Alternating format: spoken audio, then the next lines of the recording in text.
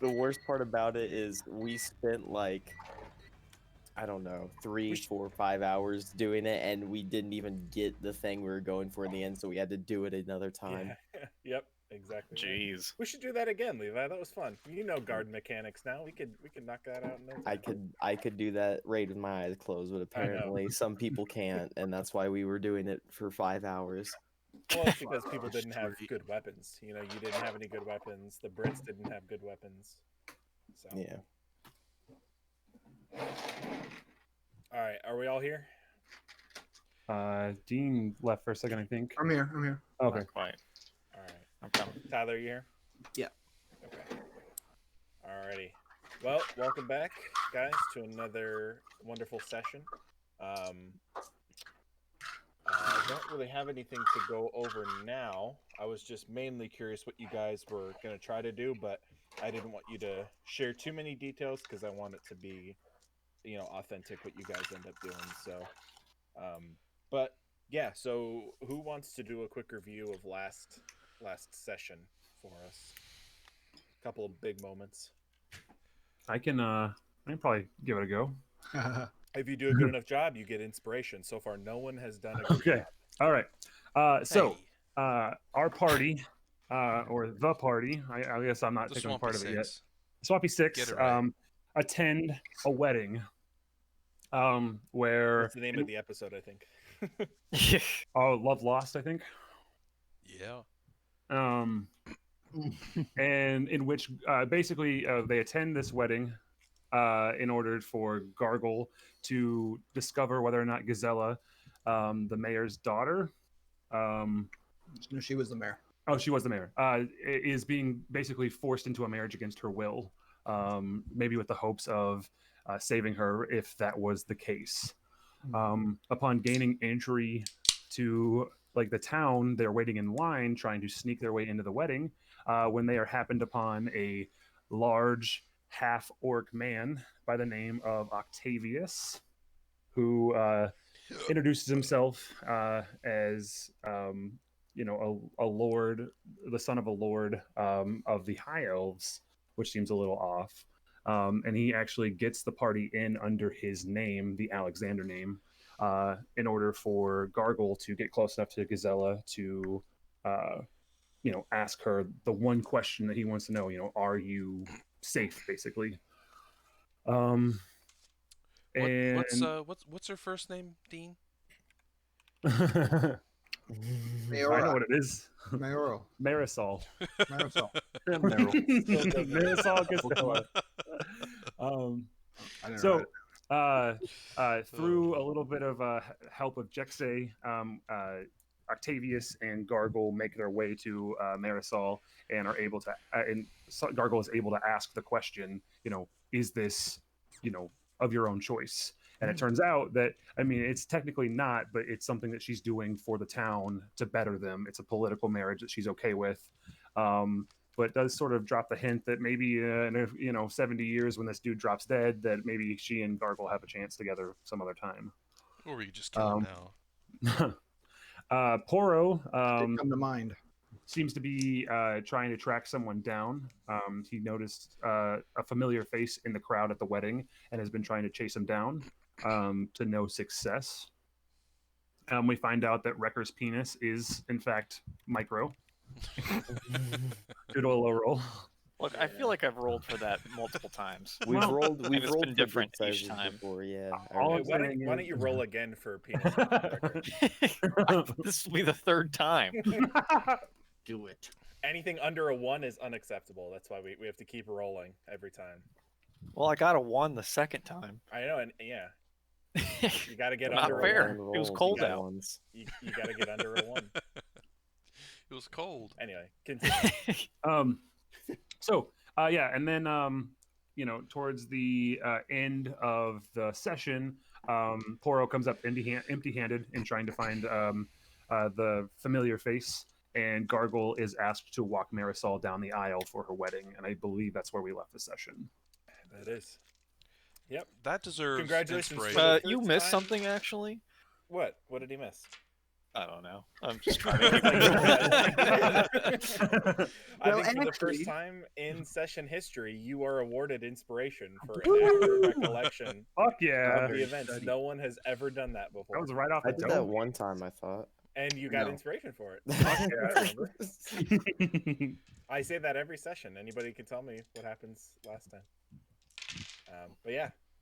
All right. So, You know, I'd like to see Austin go up against the piano puzzle. That would have been nice. The infamous piano. The facade of a good Alright. puzzle. Get Hey, it? you want to know something, Spencer? I made that puzzle up completely on my own. I want you to know that. That was a puzzle of my own invention. And just because both you and Poro were too retarded to figure it out, you can't put the blame on me. for that, okay? Excuse me. It was the entire fucking party, Pat. Don't even. Well, somebody here figured it out, and it wasn't you. So It wasn't me. No, it wasn't Tyler. No. Hey, why'd you have to drink? What? Because I tried to shoot it? Yeah. That was funny. That is fair. Yeah. That's in his character, you know. yeah. Low intelligence. I guess we kill it. We destroy it. Alrighty. Well, similarly to last time, we find ourselves again not at a wedding, but somewhere else entirely. Oh. Our vision is snapped to an area familiar to us, but also something completely new. A tall half-orc stands in a dimly lit wooden room just around sunset.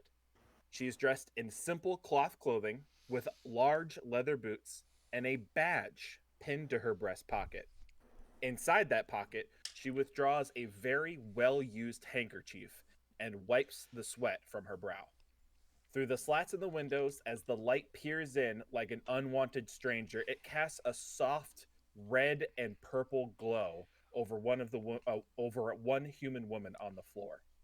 This woman lies motionless with a wound that was certainly not there an hour ago.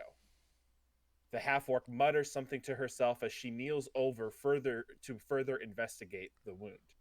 The pool of crimson liquid has soaked this woman's shirt, and the wound appears to be in the exact location of the deputy's badge. She instinctively reaches up and rubs the same spot on her own body before hearing someone approach. The sound of metal and leather hit the deck of the porch outside as the door swings open, letting a wave of sweltering heat enter. The deputy shields her eyes from the light and the heat as the sun reflects off of the badge from that individual, seemingly slightly more intricate than the deputy's. Before recognizing the person, after recognizing the person entering, she says, "I've never seen anything quite like this, McNulty. Is this magic?" The large figure with the metal and leather boots slowly walks in and takes off their large hat. They kneel over the body and take their own time to investigate it. After 2 minutes of silence, the half-orc speaks up and says, "Man, this heat is brutal, huh, Sheriff?" After a brief pause, the human man stands up and turns to the half-orc and says, "Yeah, Mo. It appears to be a real killer."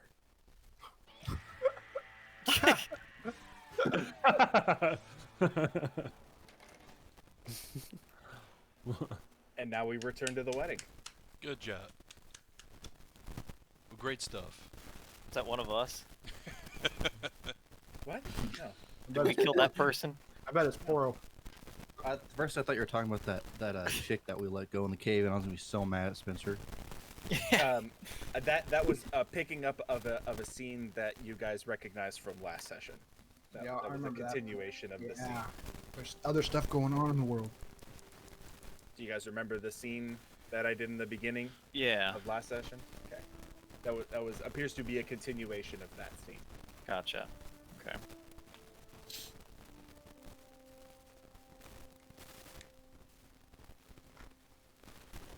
Well, Alright. So we ended with like her walking up on stage and doing everything. So is like the wedding. Are we gonna Yep, say wedding jump- is over. Wedding is over. All right. Yep.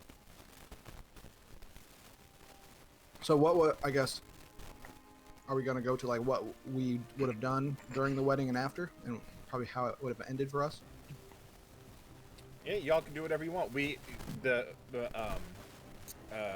Mayor Gisela has exited the building, and people are kind of milling about, kind of finishing up their conversations. But we are at the end of the wedding. Okay. There's no more events happening. Are we The at the dude- end of like the celebration too? Like, is this like winding down, or like the wedding's over and now it's kind of like the reception? Like, where are we Wedding's at? over and kind of like the reception. Okay, okay, cool. Well, I'm gonna go find a drink. I'm gonna wave down a server and get some more of the finest ale stuff. As long as Octavia is still paying. Yes. Go ahead. It's on my tab. The Alexander name will pay for this. It's fine. I'm still outside, right? Look, chasing people. No, I thought you lost him. But, or no, I lost you. I think. Yeah, Right. Sketch has been looking for Poro. Yeah, and you almost found him, but you like totally missed him or something. Yeah, we ran past each other. Well, isn't Well, Poro invisible? I'm invisible. Yeah. Yeah, That's why I lost him and then went back inside. This isn't very relaxing music. It lied to me. At some point, Octavius definitely wants to start gathering everyone together. I know this is like kind of a time of like, you know, celebration and like still kind of in the middle of the party, but he's a little anxious to kind of like get down to business because he doesn't want to kind of come to the end of this party and have them kind of leave before he has gotten to pitch like himself to the party. Yeah, that's fair. So What about we'll have to figure out where our comrades. well, and I'm gonna like, you know, so I think Octavius comes up to Gargle and he says, Gargle, I would love to take a moment to explain myself to you and the rest. Would it be possible for us to convene at some point here in the near future? As he gargles over there, stuffing his face with a plate of food. Yeah. It is no rush. It is no rush. I want you to enjoy yourself. This is this can wait. I would hate for you to be ready to leave before I've gotten to speak to everyone. Is all. Well, I just found the food. I'm not even yet either. Good. Enjoy yourself. If there's anything I can do for you, just let me know. Where are you from? I'm from the north with the elves. North of what? God damn it. I forgot. Hold on. Fail. Do you want me to tell you? I can tell you. if you want me to tell you. Just let me know. I can't remember the name of it right now. Well, the town that you're from is Elahana. Elahana, fuck. E-L-E-A-H-A-N-A. But the whole northern continent, or the whole northern portion that the elves live on, is called Malara. I was right on the tip of my tongue. Yeah, I'm from Malara. Alright, huh? Yes.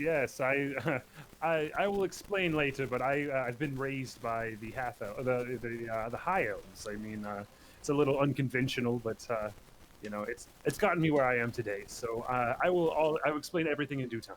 You're a little green to be a high elf.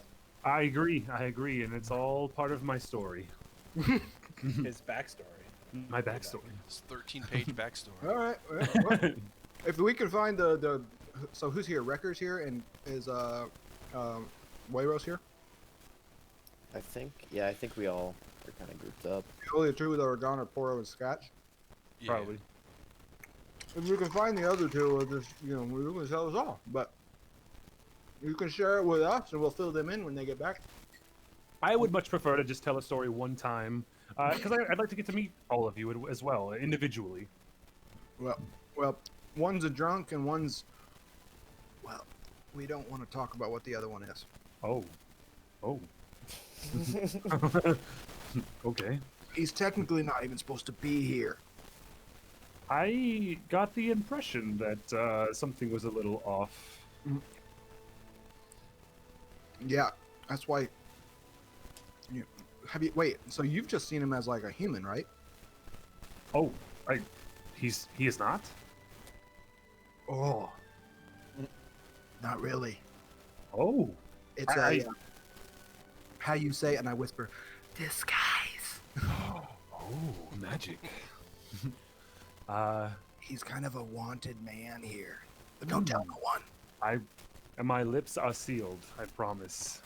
But he's on our side. He's all right. Oh, of course, of course. I've heard nothing from Jexay but the highest of your entire group. I assure you. You know, sometimes I get the feeling he doesn't like us, but that's okay. I think he has a rough exterior, but he has been nothing but highly praising of all of you. He doesn't like it when I drop off heads on his desk. He really doesn't like that. Well, to each his own, I suppose. I mean, how else are you supposed to know you killed a guy unless you bring the head? I mean, I can agree with that. Absolutely. Seems very practical to me.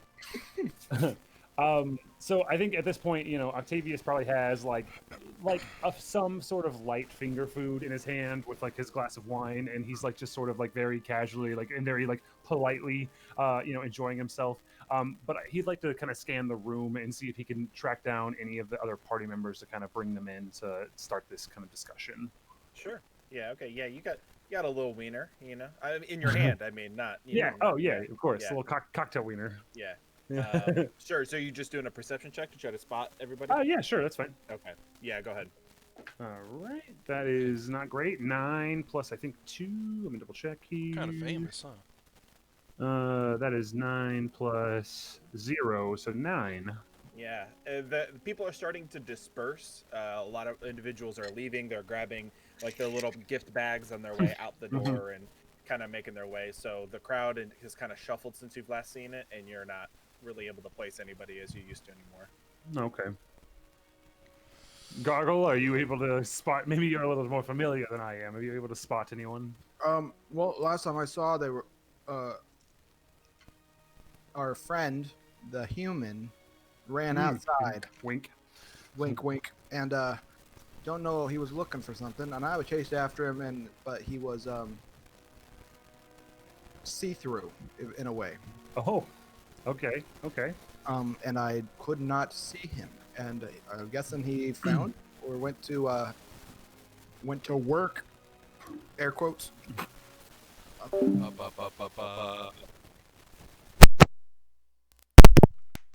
Hey.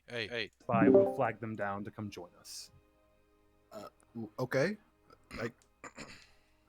Can I take my drink with me? Oh, of course, of course. We're just gonna sit and relax and enjoy the party. Well, I agree. What are Sketch and Poro doing right now? Well, I left off with them walking away with or that guy walking away with guards, right? Yes, yeah, and they turned down the hall, down the alleyway at the very end. They turned left and ran further into the High Point district. All They right. turned around and were like looking down the hall and couldn't spot you, and you saw the one individual bark some orders, and they both tore off and the down the alleyway to the left. Well, I would turn back to the party.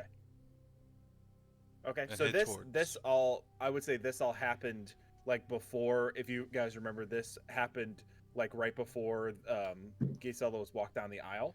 So I'll say if you wanted to meet up with the party after everything is settled down, you could do that. All right, yeah. Because you would have had like this, 15-minute ceremony or whatever, and then, I was giving you a little bit of time if you were wanting to do something in between then. But if you want to just meet up with everybody, you can. Yeah, I'll go back. Okay. What about you, Sketch? And if I see Sketch on the way, I'll tell him that I'm invisible right now. Tyler? Is he muted? I don't know. No. Tyler. Wow, Tyler. Okay, there we go. Hey. My USB slipped. I don't know how you guys didn't hear the portal to hell. Should have. Can I say that Sketch found the party and like Sure. he's running to him?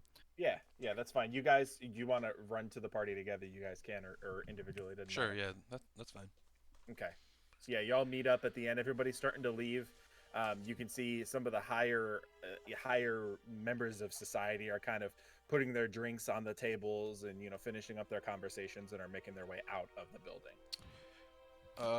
I will go to the party and how much time do I have left on the invisibility? Um. So I mean, can you turn it off and on, or is it a one-time thing? It's I think you just dispel it, right? yeah. I can turn it on and then I can just turn it off. Okay, so I'd say from when you cast it, it's been about like 20 minutes because you located them, you chased them out, and then everybody chased you out, and then the ceremony began, like the ring exchanging and everything like that, and that probably took 15, 20 minutes or something like that. So Okay. Yeah. I'll keep it on, be invisible, and find my way back to the party. okay, yeah, you do it easily enough. They're all sitting down at a table, just waiting in anticipation. It looks like for you to arrive. I'm gonna go up to Gargle and kind of tap him on the shoulder. Hey, Gargle. Yep. Yeah. You're invisible? Yeah. Hey, it's me. I'm looking around like crazy. Ghost! Devin. It's Devin. Delvin? Devin. Yeah. Darwin? I was chasing some people and I turned invisible. I noticed you. I P-word, noticed is that you? Yes, it's me. We've been looking for you. Where? I just explained. I turned invisible after chasing some people. He's And- like trying to feel for you, you know, like reaching his hand over his shoulder to like. Are you on my right? Whoa. I'm on your left, man. Don't grab so low. That's where my dick is. Don't you have a tail? Yeah, I have a dick and tail. You got a front tail, huh? Yes. That's what normal human people call it. Yeah. Front tail. Yeah. Is that a tail in your pocket, or are you just happy to see me? Yeah. What are you gonna Yeah. see through yourself? I mean, we gotta leave the party. I think maybe somebody knows I'm here. I don't know who said my real name, but I think it's time to leave. Have we any place to convene for a small meeting? We could go back to the pub. Yeah, we could do that. Anywhere with more drink. Let's go. Can we get a message out to everyone to meet in an hour at the pub? Yeah. Sure. And I scream across the wedding. Hey, 6! Back to the hotel. I was hoping for maybe a little more subtlety, but that works, I suppose. Do we look very subtle to me? You got, me. We got. That is fair. That is fair. I look over at Wrecker. We got that thing. Hey, be nice to him. I mean, and Sketch carries around, a jug. He can't hear you. He just waves. And then there's, Wayros. We're still getting to know him. So I mean, Staring at you. I would say that Octavius stands and says, whoever's with him, okay, let us all walk to the pub and then hope that everyone else meets up shortly and within the hour. Yep, sounds good. I would like to continue drinking. So You should try Octavius this. makes his way. He turns around and puts the nozzle towards you. Oh, okay. And he leans down and takes a nice little swig off the nozzle. How much have you had to drink already? I would say maybe 2 glasses of wine so far. Okay. Are you a prolific drinker? I would say that it's not because I'm quote unquote military. It's not every day, but I would say on the weekends I'm a little bit of a partier. Okay. So yeah, you take one swig and yeah, it's basically leaning down and licking the underside of a car, just the all the bottom metal pieces. It tastes like just dirt and acidic metal, and it's hard to even put a flavor profile to it. It's just it's just terrible. It's 90% isopropyl alcohol. That's all it is. So Octavius kind of reels back for a second, and then he stops and he leans down and gets down to eye level with Sketch. He's like, Sketch, What the fuck was that? I think it's top shelf. And he takes a big swig. May I have another? Of course. Going back for, he takes another swig. All right, roll a con save. Okay. going back for 2, eh? Oh shit, that's not very good. Fuck. That is 9 plus. That's 10 total.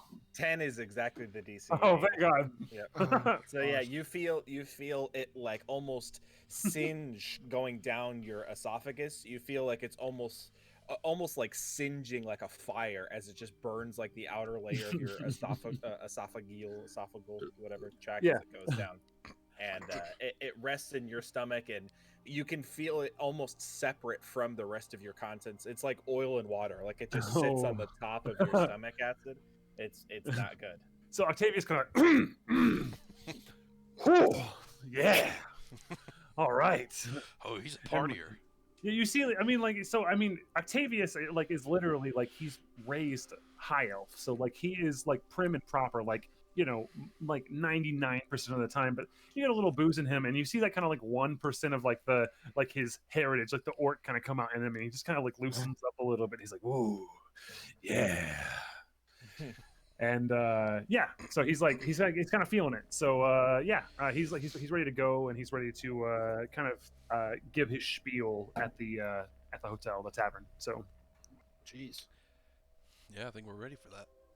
Alrighty. So you guys are all meeting up at what tavern are you guys meeting up at? The fancy one, not the cheap Which is called what, Dean? one.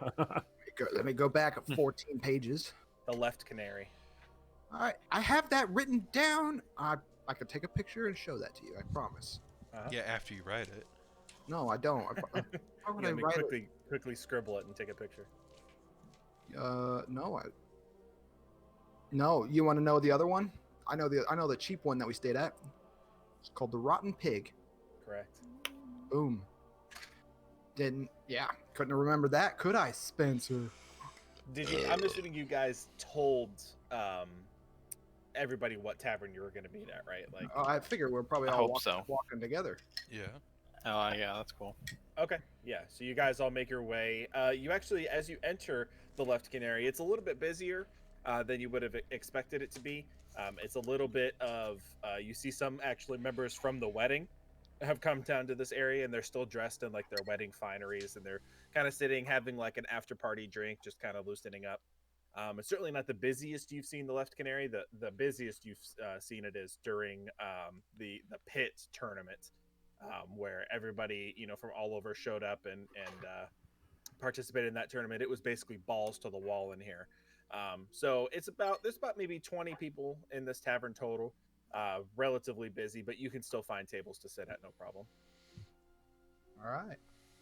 Yeah, I think at this point, just as a gesture of kind of good faith, Octavius goes up to the bartender and kind of orders a round for everyone. Sure. Which he kind of like he remembers for the most part like kind of what everyone wanted from the wedding, so he just sort of like orders like the best approximation that the bar has for everyone. Okay. You see, for the people that have been here before, you see the same younger woman with the large chest that is taking care of the facility. She kind of like nods as you mentioned the order to them, and she said, "Yeah, I'll be right with you."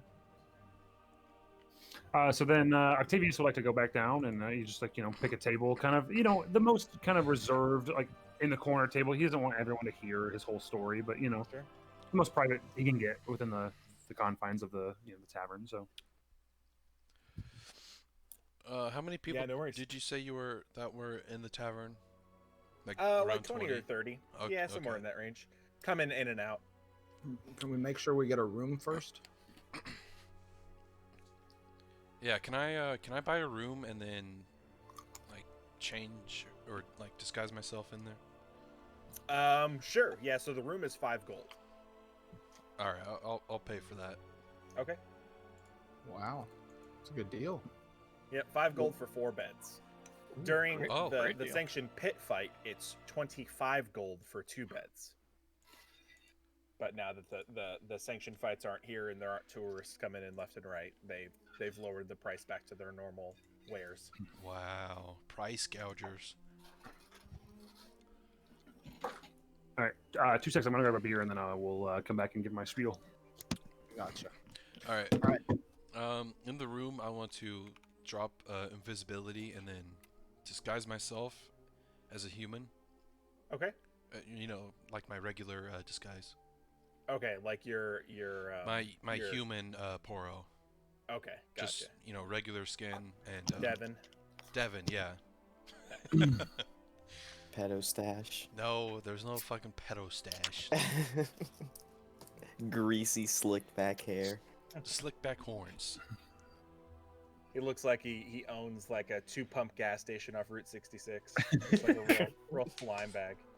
Yeah, something like that. Alrighty.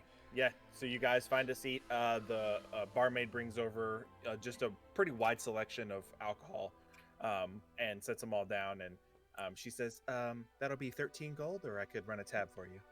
Just put it on a tab. I'll pick it up later. Very well. And she kind of like nods her head and then walks away and goes to speak to another table.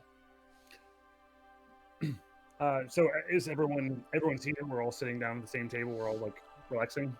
Yeah. Yeah. And okay, so I mean, Octavius spends a moment. He takes a long kind of swig of his wine, and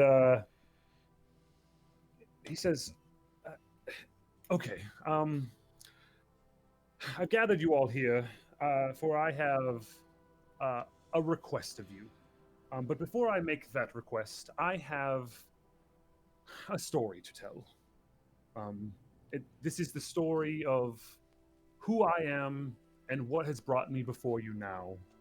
And I believe it is necessary to give that story before we move forward and before I ask this thing of you. Do you mind if I tell this story?" He kind of looks at everyone. Go ahead, man. Ready? Yep. So, let me give some background to who I am. You know me as Sir Octavius Cornelian Alexander III, but Sorry. are you okay? Yes. Yeah, I'm good. Okay. You can continue. Okay. So Octavius continues. He says, "As you can see, I am half orc. What? I know. But What's the I- other half? Let human. him continue. From what I understand, Sorry. Is your dad human? I to be honest with you, I am not sure 100%. But You don't know your dad? I do not know my birth parents. No, I I do don't not. know my dad either. We can maybe bond over that later. I think we're bonding right now. I eat Aw. your feathers. Wrecker. Yeah, Maybe you guys have the same dad. That's a good point. Maybe we're brothers. I already got a brother though. It could be. I am unsure. Anyway, I was abandoned as an infant, left in the forest, abandoned, swaddled. And my father, Lord Alexander, was out on a mission, and he found me and he took me in. And as the high elves of Melara, he took me in and he raised me as his own. It is abnormal, yes, but I am so thankful for him. And so I lived my life as a half orc within the Malaran society of high elves.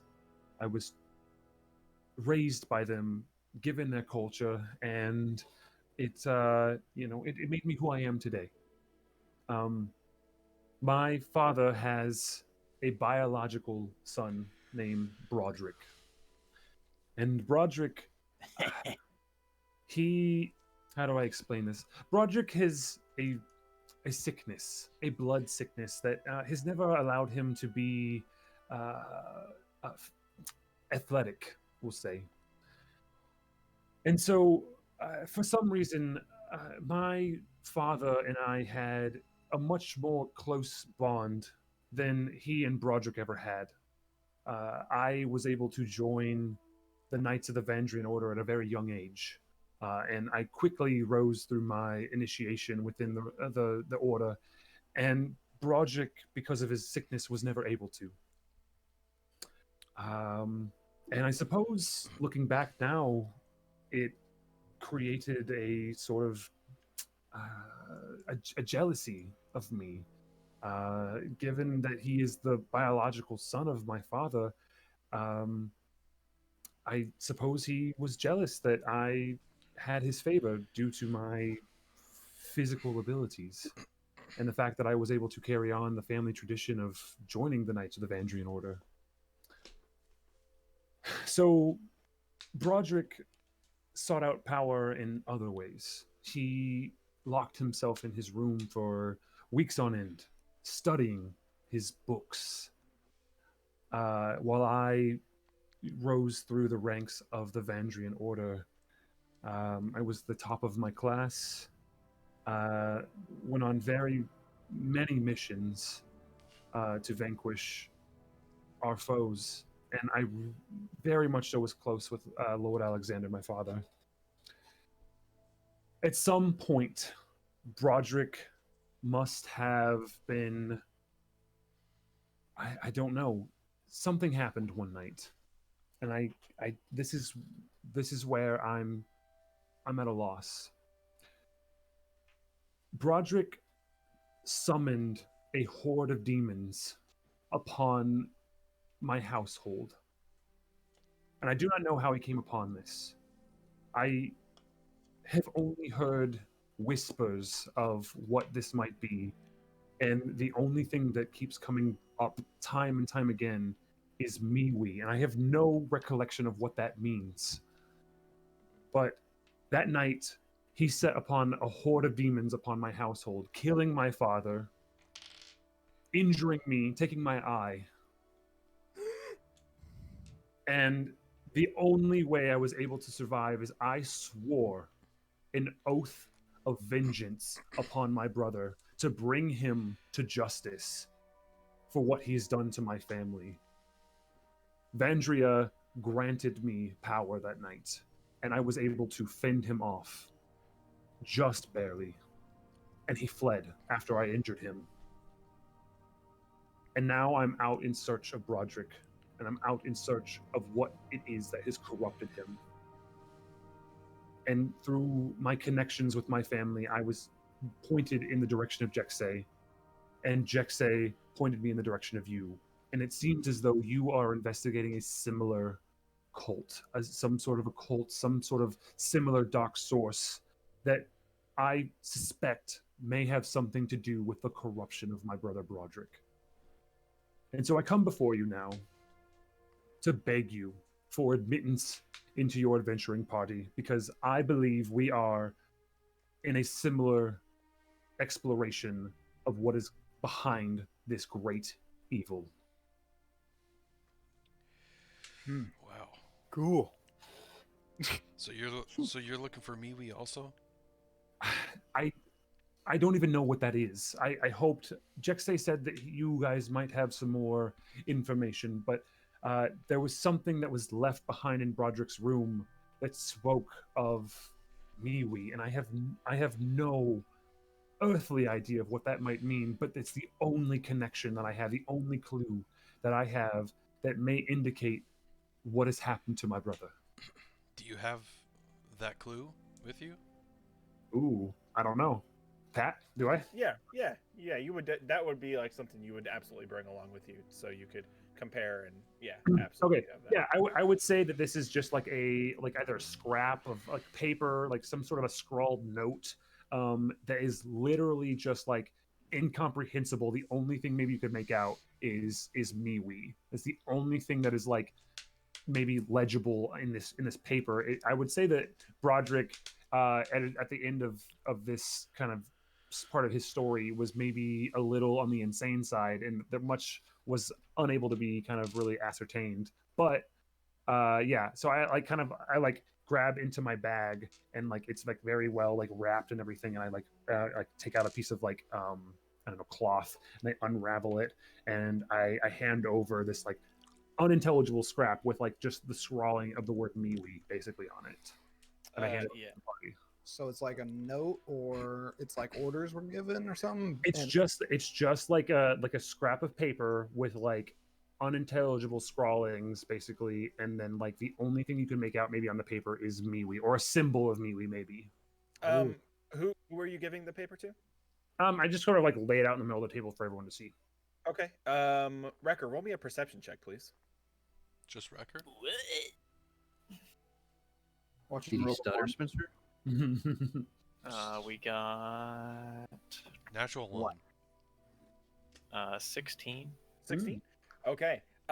When Broderick speaks of unintelligible nonsense, you instead recognize as language. Oh.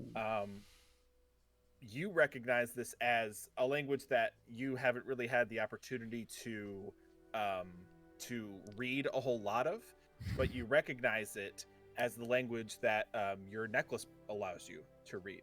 Wait, who? Broderick? What? Octavian. Oh yeah, the note that Octavius gave Okay. Okay. you is in a language that you recognize because of the medallion you have on your neck. Okay. And you see, it is to his point, it is very difficult, and the language that you know is also very chaotic in its writing, and there's a lot of metaphor involved in the language itself. But you recognize 3 words. You recognize power, revenge, and membership, or something akin to membership, like family or a clan or some sort of like established sort of like a belonging to an organization of some kind, or a family. Okay. Those are the 3 and as far as I know, you are the only one that recognizes this. What language is it? Or I read Infernal. I can tell you, but that would be breaking the meta, and I don't want to do that. He is metagame medium. would be par for the course at this point, wouldn't it? Yeah, dude. So, Wrecker, you recognize what Octavius has indicated to you as just unintelligible scrawl as a couple of words, and then you recognize the word MeWe in common, but the other words are in that language that you know. Are like the other words in any sort of, are they like on the paper in any stylistic way? They are absolutely scattered. They are. It is the writings of an absolute lunatic. And like I said, the language that you know is already rough to begin with. This is like very confusing, especially for someone like Wrecker, who is not used to something like this. It's hard to keep track of what's going on. Yeah, but you recognize it definitely. I snatched the paper. Wait a second. The power, revenge, membership. And Octavius is like, do you understand this? And he kind of perks up a little bit and like, please, what is it that you can understand of this? I feel Well, I like just said. Power, Yeah, revenge, yeah, membership. yeah. That's what I just read. I didn't even know I could read this, but I can. This is excellent. This is perhaps a clue. Does this make sense to any of you? What do you know of this MeWe? Well, He's a big eyeball. I mean, I just want to say, do any of you actually believe me? No. That's what I thought. Octavius doesn't know any better, so he's like, you could be like the smartest dude in the world, he wouldn't even know. So, Wrecker, Yeah. you're one of the best people I know. Thanks, One boy. of the best humans that I know. Poro, shut up. Hey. That was a bit mean, man. But I mean, this cult that we're following, it's they are going after, or I don't even know. It's they follow this Miwi that is like an eyeball creature. So this is a cult. Yeah, Yeah. they did this to our arm. Oh yeah, me and Record show him the Oh yeah. symbols on our Show him arms. the yeah. Do you have that one too, Poro? Yeah. He Oh, should. Yeah, that was because let me think. That was before Sketch and Wayros. You guys have got cool tattoos, I'm not gonna lie. Where'd you get them? Yeah, we got him from I guess Miwi. We got him in the swamp. I have the colors written down. Cool. I'm red. Mine's red. I think I'm blue. I have it written down too somewhere. Uh, blue. I'm white. Dio Okay. was green. Gargle's red. Urky was orange. Wrecker's blue.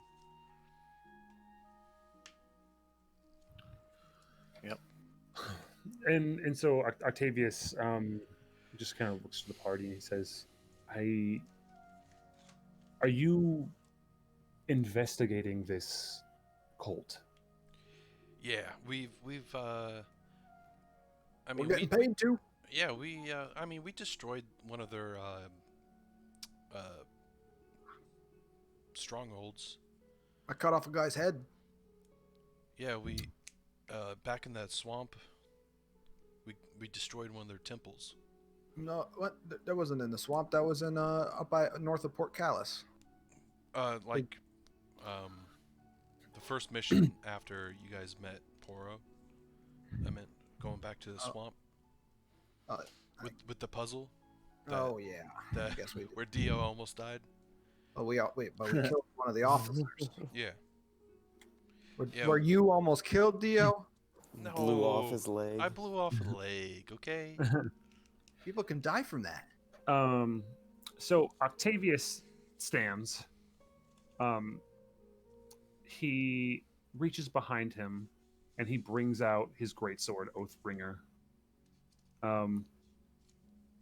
And he thrusts it down into the floor and he kneels before you and says, I beg of you, please allow me admittance into your party because I believe we must work together for the common goal of destroying this evil. Would you please consider allowing me to travel with you? Sure. Wait, Wrecker. Hey, he gave us that note. I reckon he's the leader. I think he gets to choose. What? Oh, I'm the leader now? Ho, ho. All Have you right. always been? Hey, we should. That means he comes with it, Sketch. I say we initiate him. A little bit of hazing. Yeah, you can shoot him. No, what? No, not that. That could Okay. kill it. No, I say we test his merit. What's I like that mean? that. I like bare that knuckle, gargle. a bare knuckle box. Wrecker versus Octavius. Oh, I like that. I'm into that, mate. That's a good idea. You see a large human with pretty muscular. He's got a sleeve tattoo on his left side, and he's got a shaved head that you can see some of his 5 o'clock shadow on his head is coming back, and he kind of leans over from the other table and goes, "Oi, did you say something about bare knuckle fight? Maybe you guys fight us? Hell yeah, I'm we're a fighters. fighter. See the Hey, I skull? mean, if you wanna tussle down to the pit there, I put some money on the big orange man there. If y'all are taking bets." Trump. Hey, So how about that, Octavius? You wanna test your skill, see who if you can hold your own or you can beat Wrecker. Wrecker's been in some fights now. Only fists though. We don't want Only fists. We don't want no one dying. Yeah. We just if we lose a tooth, we lose a tooth. Gargle, I have sworn a vow to bring my brother to justice. I am willing to do whatever it takes to join you because I believe it is my best chances of getting to my brother and to bring him to justice. And he starts unclasping like his breastplate and like basically getting down to his trousers to like go ahead and fight. So he's just like unbuckling all of his stuff and like kind of takes the breastplate off and like sets it down on the table. I mean, like neat and gently and like organized, but like he's like prepping for this fight. Oi, don't take off your clothes now. Come on. I mean, they wouldn't like it if you fight it in here. We Wrecker, Staff take off got your us kicked armor. out. Get in Where's the fight pit? The gentleman sitting at the table across from me goes, well, as much as I like the show you're putting on here, why don't you go over to the pit and across the street, and I think they'll let you in for like 5 gold. You could settle your differences in there. That's how they make their money every year outside of the Autumn's Festival. So They let subtle, small differences between parties, fight it out in the pit. Whoever comes out conscious, debts are resolved, complications are, wrapped up, that kind of thing. So if y'all are fighting, pit would be the spot to do it. Hey, who was wanting to bet? I'll take that bet now. I'm talking to you right now, son. It's me. Oh, I'll take your bet now. How much you want to bet? Who said they And want to on bet? who? Let's put let's see. He kind of turns to the person across from him, and the guy across from him is kind of like a scrawnier human with he's trying to grow a beard, but he's not really able to. But he looks like pretty tough overall for like a twig. And the other guy kind of shrugs and goes, "I don't know, man. I mean, whatever you think. We're on kind of our last gold." They goes, "Oh man, just relax. It's fine. 15." 15. Oh, wow. Okay. On the orange man? The guy across from me goes, "Are you sure that's a good idea? I mean, so shut up. Listen. I've gotten us this far, right? Right? All right? Okay. All right, let me handle this. 15." And he turns to you guys. All right. I hold out my hand for the gold. I mean, no, I'll turn it in over there. I'm not going to give money to a stranger, son. Oh, that's too bad. I'm real good with Are we money. going or not? Let's go. And he kicks the chair out and stands up and starts stretching. I announced to the bar, gather your drinks, fight across the street. And so you hear a couple people go, "Oh, okay, yeah." Some people get excited for it. They're like, "Yeah, sweet, all right." So Octavius is like bare from like the waist up, at this point. He may have like a short like a light shirt on. But he like picks up like his breastplate from like one of the straps and kind of slings it over his shoulder, and he just starts walking across the street. Okay. The woman goes, "Excuse me, you need to settle your tab before you leave." And he like just takes like, I don't know, 10 gold and just like throws it over towards her and walks out. Okay, she catches it out of the air and opens it up and starts counting it and goes, "You're short." Throws another 5 gold. She catches it and counts it again. Yeah, that'll do. Fuck off.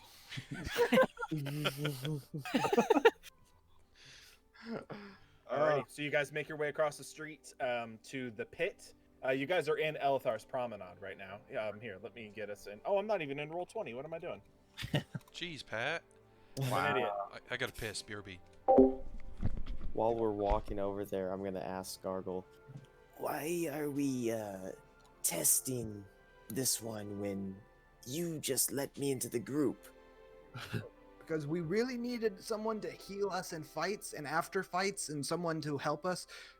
But we've been all right until then with other stuff. So, and it's fun. Come on, no offense to you, I don't think you could win a fist fight. I just stare at him. I don't. He's Or right, maybe- Or He maybe walks you past. could. I don't know. You want to fight next? We'll fight you versus Sketch. I see no reason for that. Are we doing this? Sketch spits into his hands. That's great. What would be in it for me? You get a fight. Isn't that fun? I don't feel fun. Oh, you will. You will. You ever been to a brothel? Sketch will take you to a brothel. No, he Yes, has. I followed the rat into one. I took notes. Remember you once. Oh yeah, that was so awesome. My favorite line was when you called the girl over and you said, "And the lizard watches."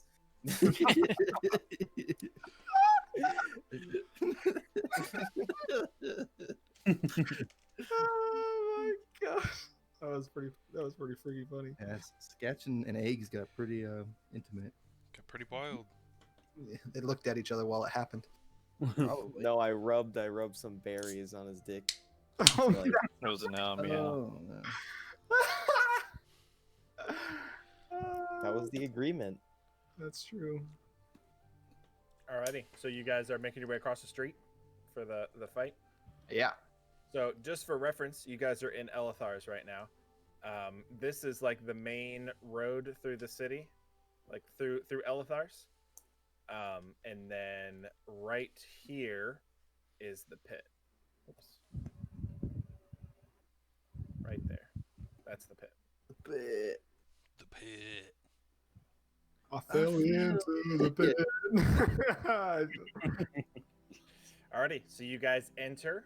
I think. Let me see. I did have a pit. Yeah, Drawn. you used it for when Wrecker fought. I know, but I don't know if I still have that asset anywhere. Let me try to find it. I fell into the pit. Is this how we're gonna get extra XP? We just keep fighting each other? No, you don't get XP for fighting each other. Nice try. Aw, dang. Farm each other. What if we kill each other? There are the fight to the deaths in the There shittier are. part of the city. There are. Oh yeah, I found this in my recycle bin.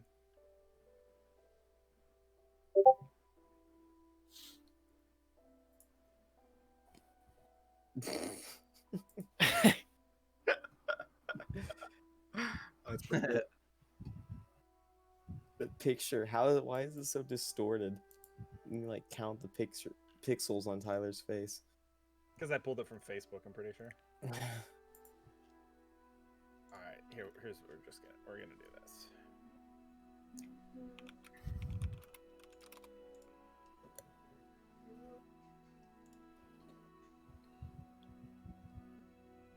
You want to play Duck Hunt after our session, Pat? Sure. Do you guys want to play 4v4 or 3v3, whatever we have? We'll do that. Or we can just do a free for all with one life. Ooh. I'll do anything. Either way, yeah, whatever. We'll do a little bit of both. I really didn't want to do more Duck Hunt. The more people we have, the better it'll be. Yeah. What is Duck Hunt? Oh, you'll see. Yeah, you have to experience it. But it's fun. You'll enjoy it. One guy in the middle with a Gauss cannon trying to knock other people off of the platforms as they go through a maze. And they're trying to get to the guy at the Gauss cannon to kill him. It's on Halo 3, right? Mm-hmm. I don't think I have a token for Octavius, Oh, which is a problem. I could give you the image real quick here. Yeah, can you send it to me? Yeah. I sent you the PNG.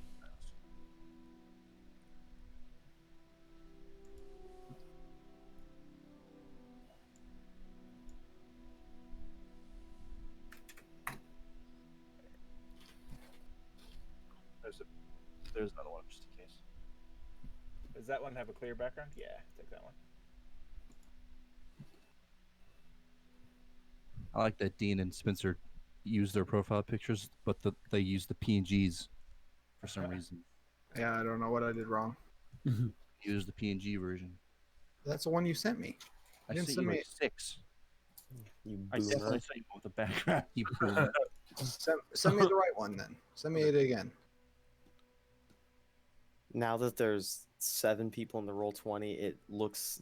I don't know how to change the size of the little profile pictures, and now there's like Austin just sitting underneath all of them, and it messes it up so Oh, much, like covers half the page. Go to the cog, go down, and then it should be chat avatars. Oh, Oh, yeah. okay. Avatar size. Yeah, it's the first the first option. Oh, Tyler, and you gotta update my picture. I'm wearing cool armor and a cloak now. Ooh. It's gonna Mm. cost you. It's gonna cost you. I'll let you stay at my house for a while. That's Oh wait, just kidding. I want to get some tea real quick. I'll be right back. I want tea. I can't just find like a here's what I'm gonna do.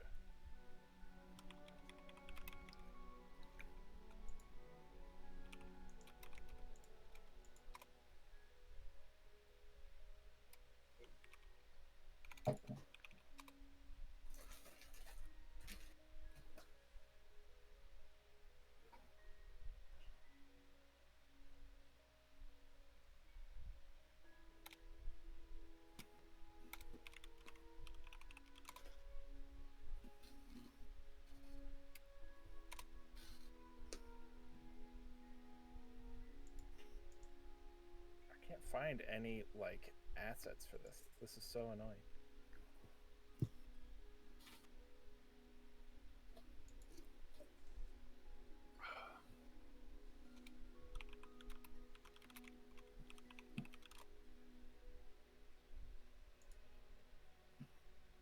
Here, there we go.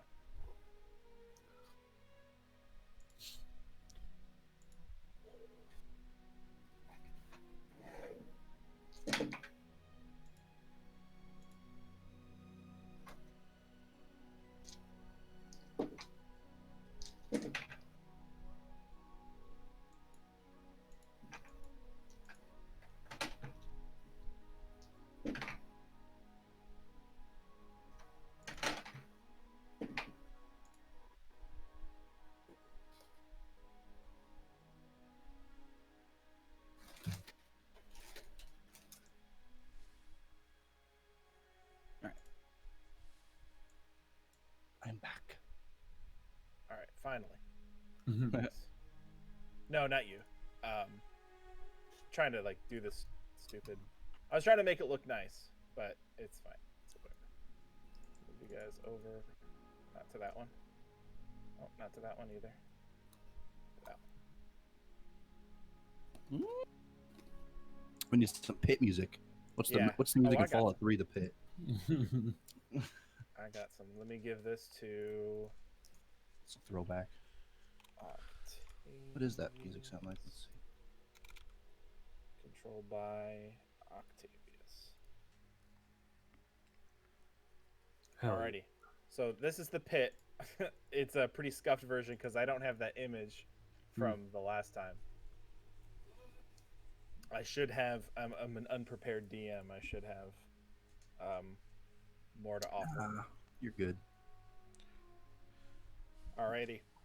So you guys enter the area and you walk up to the gnomes that are normally in charge of running the place and keeping things, taking bets and things like that. You remember they're all dressed in the same outfit, and one of them is sitting at a desk with his eyeglasses kind of pushed on his nose, and he's just writing, taking notes and things like that. I'll walk up and be, we got a thing to settle. Oh, are you guys here for the? You have a dispute. Is that what you're saying? You have a dispute? Yes. Well, all right. For dispute forms, he reaches down under the desk and like fuddles with some papers and stuff like that, and pulls out this large, almost maybe an inch tall stack of parchment, and just slams it on the table and goes, both parties will need to fill this information out right here, and complete it, sign and date all the forms presented here, please. I'm gonna take 5 gold and put it on top of the paper and say, what if we had a verbal confirmation of all that? He kind of like looks you up and down and goes, what if you had more gold? I put on 1 more gold. Yeah, all right, fine. Beat the shit out of each other. He takes the stack of paperwork and sets it down. Who's going in? The big orange-looking one. He's really human-colored, and the big orc. All right. Anyone taking bets? And the guy goes, yeah, I'm taking bets. I got a 15 on the orange guy. What about you, human? Looking at you, Spencer. Oh. I'll put 5 on the new guy or on the green guy. 5? Yeah. Come on. Come on. Come on, man. I'm Do a 30 at least. I'm a cheap bastard. 30 at least, you wimp. Sketch, don't even get in this bet, all right? Don't even. I'm already going. 50 No. on the orange guy. Mm-hmm. Did you say 50? I said 50, mate. 50. All right. I'll raise mine to 30 then. Hey, 30 on the orange. All right. hey Poro, man, you should fight. As they sit down. The You will gnome beat the peeks up shit and out of goes, me. well, someone You really would. someone does need to put a bet on the other party member as well. I put 5 Where on the else? green. Green. The green and orange. It's funny. Okay, just 5. Not to say they don't have any confidence in you, half orc, but bets are stacked against you. I'll say that much. Yeah, let's go. Woo! What's the rules on AC? Okay, so your AC rolls, you have no armor, you have no weapons right now. Okay. You have nothing. Your AC is 8 plus your dexterity modifier. Or your armor class. Your armor class is 8 plus your dexterity modifier. 8 plus dex. And if you're proficient in unarmored, then you have your proficiency bonus to that as well. I'm not. Am I able to do my Huh? 8 plus dex, so just 8. Okay. to transform? No, because that means. Oh, you- sorry, it's 10 plus dexterity, not 8. Okay. Sorry. Okay. Man, 10 that's plus cheating. dexterity. Is it? I did it last time. I don't know how you got away with it. That's magic. And It's then not, what? it's not magic. It's not magic. How does unarmed attacks do work? I can't remember. So you roll a d20, add your strength modifier, unless you're proficient in it, which then you would add your proficiency bonus. Okay. And then it's like just your strength. It's for monks, I think it's 1, or for everybody else, it's 1 plus your strength modifier. And then for monks and like barbarians, they get a d4. Okay. Okay. So it's a set number. Yeah, so it's 1 plus your strength modifier. Okay. And you guys can add flavor to it and mix it up however you like to. Oh, sure. Ugh. Alrighty. So do you guys both enter the pit willingly? I do. All right, Yes. you hear in the background, all right, come on, Orangey, let's go, come on, I got money on you. You know, they're like hyping you up. All right.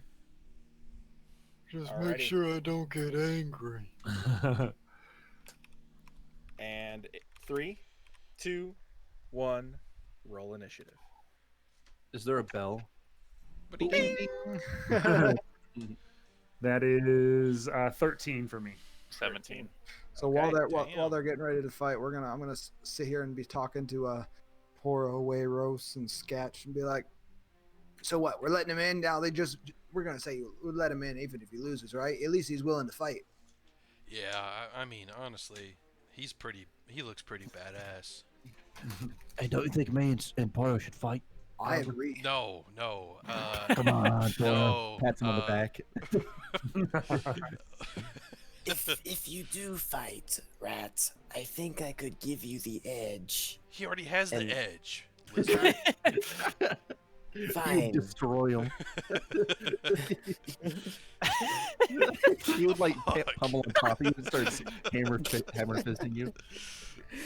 Spits in his face. Yeah, he's like holding his arms out, trying to spit on his face. That's toxic damage. Ew. No, don't spit! Don't spit! Only if I can Okay, use come on. magic, I'll fight you. Come on, open your mouth. Shoves your tube down his throat. Oh, It's like your finisher. yeah. All right, so All right, I'll Ricker, you're up, buddy. I'll make a. Well, I guess I'll move. Can I move? 5, 10, 15, 20, 25, 30. Oh, I can't make it. Ooh, good. What happens if I just stay here? You can stay there. Yeah. Is there a rock I can throw? No, it's a sand pit.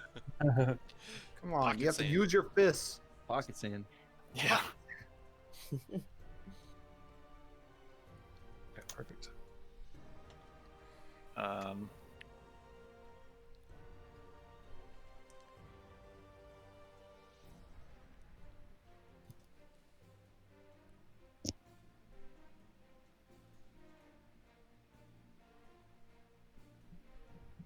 right here. Okay. I can't move though. Oh, you should. Oh, did I not? I'm sorry. There you go. And I'll be done. Okay. Okay. All right. So.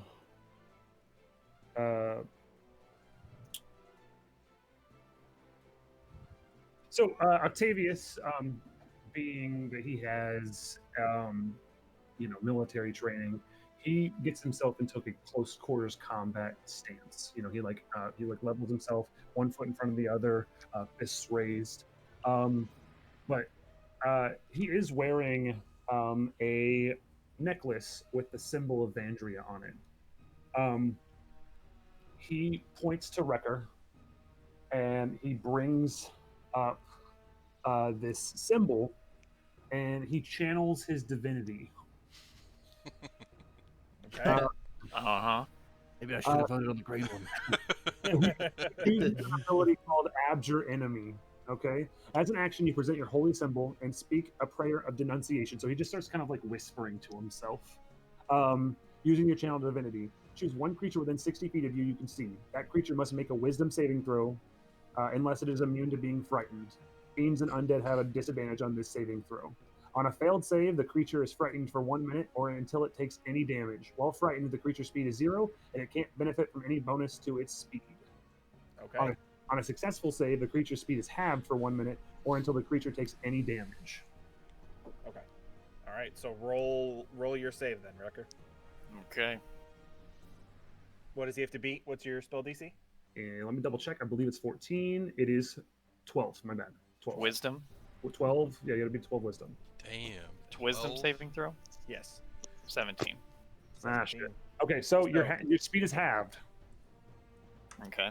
So I would say that, very likely you just kind of have this sense of like, oh shit, like something's up. Like, he's like a little, scary, but like not totally taken by the fear, but you're like, oh, this guy's like putting off some sort of like an aura of like, he's intimidating. I saw you hold that up. No funny business, and I won't let my funny business in. Okay, so that was my action, but my bonus action, I take a vow of enmity. As a bonus action, you can utter a vow of enmity against a creature you can see. Oh, never mind, I can't do it. I gotta be within 10 feet. So, let's do that. Let's get within 10 feet if I can. So my movement speed you got 30. is 30. So 5, 10, 15, 20, 25, 30 within 10 feet now. And then he utters the vow of enmity. As a bonus action, you can utter a vow of enmity against a creature you can see within 10 feet of you using your channel divinity. You gain advantage on attack rolls against the creature for 1 minute or until it drops to 0 hit points or falls unconscious. That's it.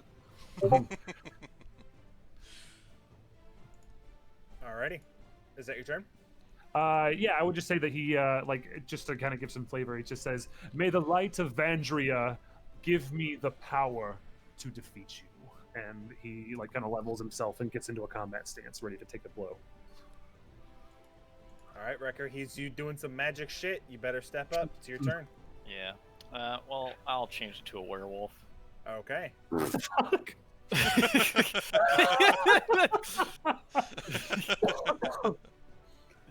You asked for it. Yep. Let me grab it for Wasn't gonna do it, but you pulled out some bullshit. So can you cast magic in the pit? Only during the sanctioned fights were they disallowed to do that. Oh. So magic's allowed in this fight? Sure. Yeah, it's only during the specific pit that you guys were fighting in, the tournament that you guys were in. That was one of the rules of the tournament, was that there was no magic allowed. Okay. Sorry, I had to go hunt for your werewolf token. I couldn't find it anywhere. Thanks. Yep. I need to make a werewolf version of him. All right. Go ahead. He's still orange. Yeah. I'll move. It's like you can see his skin patchy. in some places. Yeah. I'll move 5 feet and then go for an attack. All right. Yeah, you watch as the person that was already pretty tall and somewhat intimidating, despite what the profile picture at the bottom of your screen might lead you to believe, transforms, starts growing hair on their body. You see their nails elongate. You hear bones crack and splinter underneath the skin as this person in front of you is basically transformed into this bipedal wolf creature right before your eyes. Awkward. That's sure right. I mean, I think Octavius, I mean, like, he's maybe surprised, but I don't think he's scared necessarily, only because this is kind of his thing. Like, he fights monsters all the fucking time. So, Sure. like, to see, like, a werewolf standing in front of him, he's like, I've fought these before. Like, this is, you know, this is something. You know, I've done this before. All You right. ready? Go All for it. right, attacking. That's a you nat doing it? 20. Fucking hell. Oh, baby. Man, what's going on? You guys told me this fight was going to be easy. Well, Ben either rolls natural 20s or 1s. Yep. More ones. than You'll learn that anything. very quickly. Yep. This is very out of the ordinary. This is like 1 out of 100. Don't worry, we're taking a long rest right after this. I promise. All right, so Pat, I have my damage, so I just double it. Yeah, so you doubled the damage die. Oh, okay. So in this case, since it's 1 plus your modifier Well, since the werewolf, I get to roll a die. for your strength. Yeah. Okay, so yeah, I'd say double the die damage and then add your modifier on top of it after. All right. 12. 12 damage. Okay. What does it look like? So I just like, yeah, it's just not claw great. attack. Right Paint in the picture for us, Wrecker. Come on. right across the chest. This claw attack right across the chest. His crit area. Crit area. You feel like you've been critically struck, Octavius. As Yeah. you feel this, like it digs deeper than you were originally anticipating. Now that you're shirtless and you don't have your armor on, Yeah. you weren't really worried about protecting your chest, and it digs a lot further than you thought it was. Wrecker, as you're pulling across his chest, you can feel you're hitting bone as you pull the claw across his chest. You've hit that deep. Ooh. All right. Okay. Well, I still got shit to do, so Oh, fuck. hold on. Are you gonna one shot me? Just one turn? So I'm going to instill a brand of castigation on you, and it's an arcane brand. Okay. And whenever I deal damage to you, it kind of sears into your skin.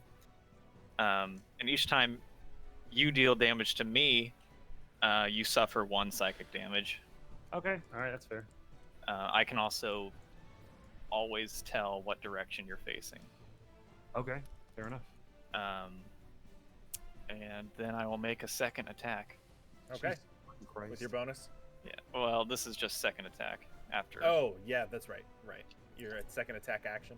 Yeah. 17. Yeah, I mean that hits. Well, it's a good thing I made you like level 13, right, Austin? Yeah, you're gonna need Yeah, it for this fight. 6 damage, Okay. and then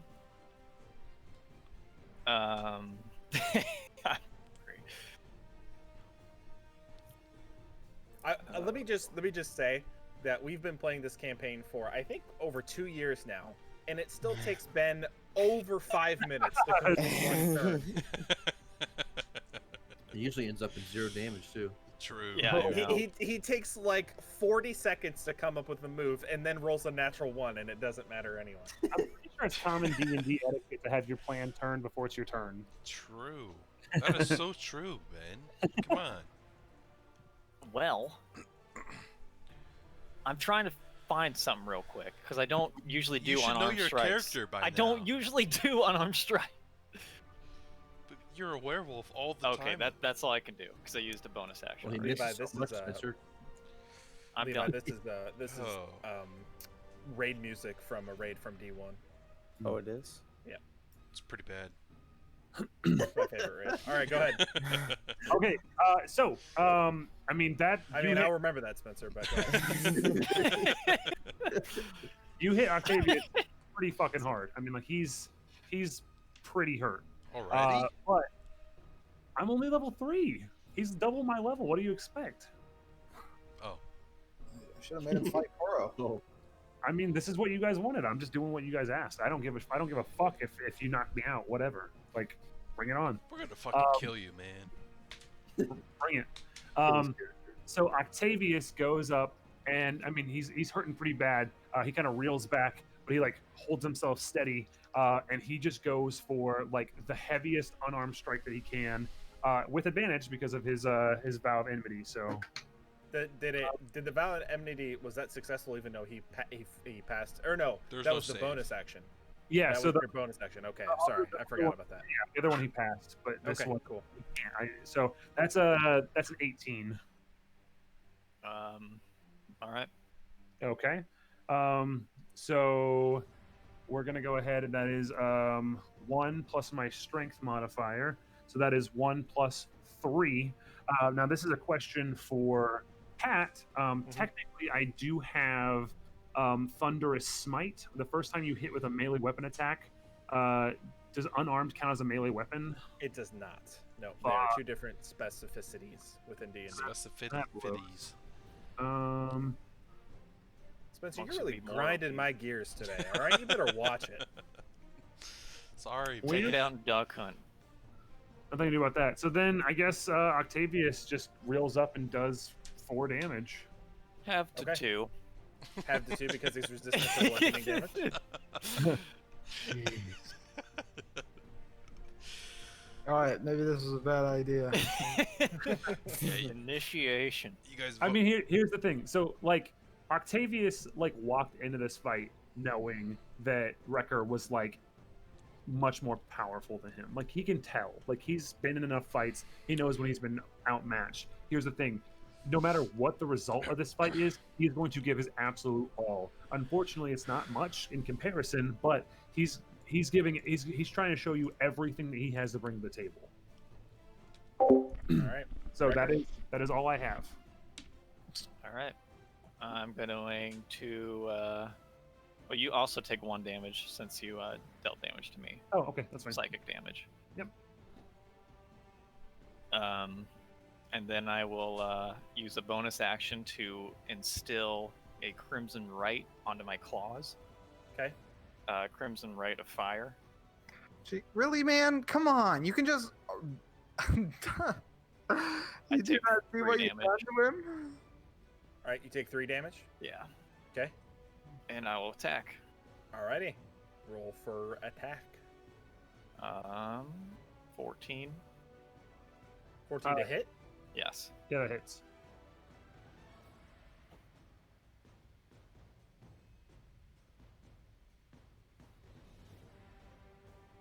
Eight for the first attack. Okay. 1 damage is fire. Okay. Octavius is looking not good. I'll roll for the second attack. That is a dirty 20. I wish you could do this in actual fights. Yeah. Why are you rolling so good in this fight, man? Maybe he's scuffing his rolls. What the Did hell? you get a new die? I did not using my wormwood. Your wormwood.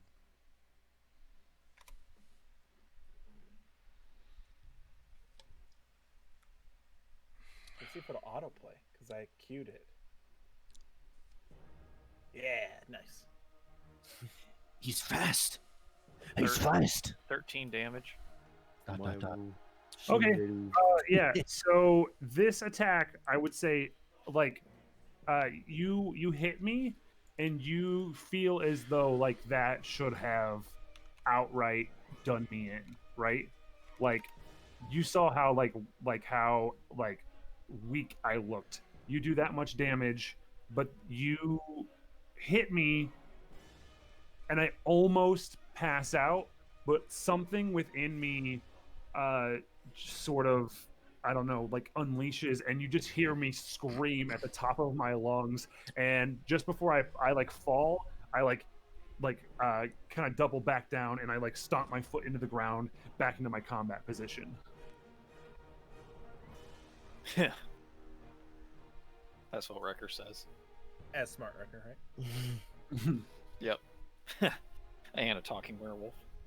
What Smart the talking werewolf. That's a What a thing. great character. He's got All right, 3 so characters. that's your turn. You are after that you are at 1 hit point. Yep. Okay, so with that last second desperation move, I cast Inflict Wounds. Oh, Tyler's former favorite spell. Yep. So I do get to test it with Bad advantage. blight. Yeah. So that is a natural 18 to hit. All right. So let me find my d10s here. Shit, where are they? Nope. I know I've got them here. The fuck. That's a d12. Where are my d10s? Oh, here's one. And here's one. And here's one. Okay, so 3d10. Do you roll the hit first? Oh yeah, you did, didn't you? Yeah. Sorry. So that is 14 damage. All right. 14 Not halved. 'cause it's necrotic Not damage. halved. Yeah. What does that look like? Yeah, so I see it as typically, like the last one was kind of like a weaker punch. Like it hit you, it hurt, but it maybe wasn't as painful. This, you see me sort of kind of falter for a second, stomp my foot down as I recover with 1 HP, and then you see my fist just start to ooze this kind of black energy as I take it, and I just fucking punch you as hard as I fucking can across the face, and it leaves this dark kind of imprint kind of in your face as I punch you with everything I've got. Cool. Wrecker seems unaffected. Or at least Ben does. All right, is that your turn? That's all I can do. Yeah. Okay. All right, Wrecker. Yes, I will. He is on his last legs, in case you couldn't notice. Yes. Excellent. I'm going to use a bonus action to wait. Do I have to use a bonus action for that? I think I do. Typical Ben. Come on. I don't know. Wait, Oh, how do I it's, do this move? How do I it's roll? no action. They changed it. Okay, look, they're changing my character all the time. It's no action. Awesome. That's because it was made canon. Yeah, I know. I'm gonna invoke a blood curse onto Austin, Okay. the blood maledict, and I basically roll an extra d6. Can you send me the link of that? Yeah. It's on D20, or not D20. I mean, D&D Beyond. I'm getting there.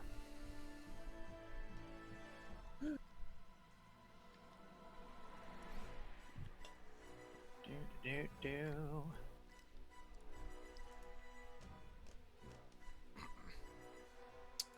You should play the Pathfinder boss music. That's really good. Yeah. I've got a huge queued thing of D&D music. I'll add that to the list. All right, here it comes. I'm waiting. You should also add stuff from Zelda Wind Waker. That too, yeah. When we're adventuring, Yeah. Love that game. that's a Can you good imagine the game. music when we're sailing? As a bonus action, you can mark a creature you see within 30 feet of you. Until the end of your turn, whenever you deal right damage to the target, you roll an additional Hemocraft die of right damage. That's a d6 for me. Right.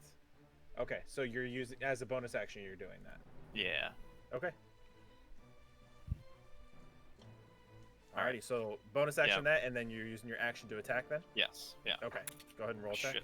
Rolled off the table.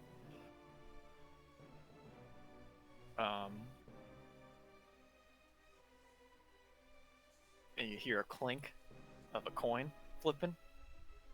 We're gonna use a luck.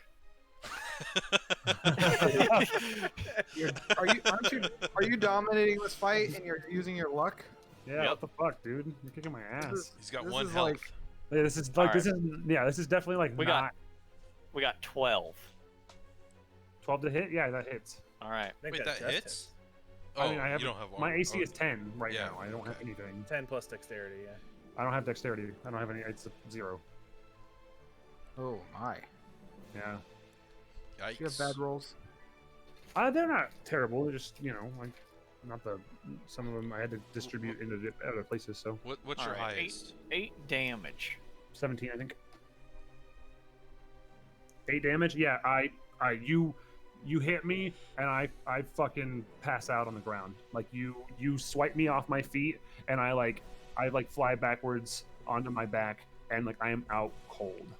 Cool. Boom.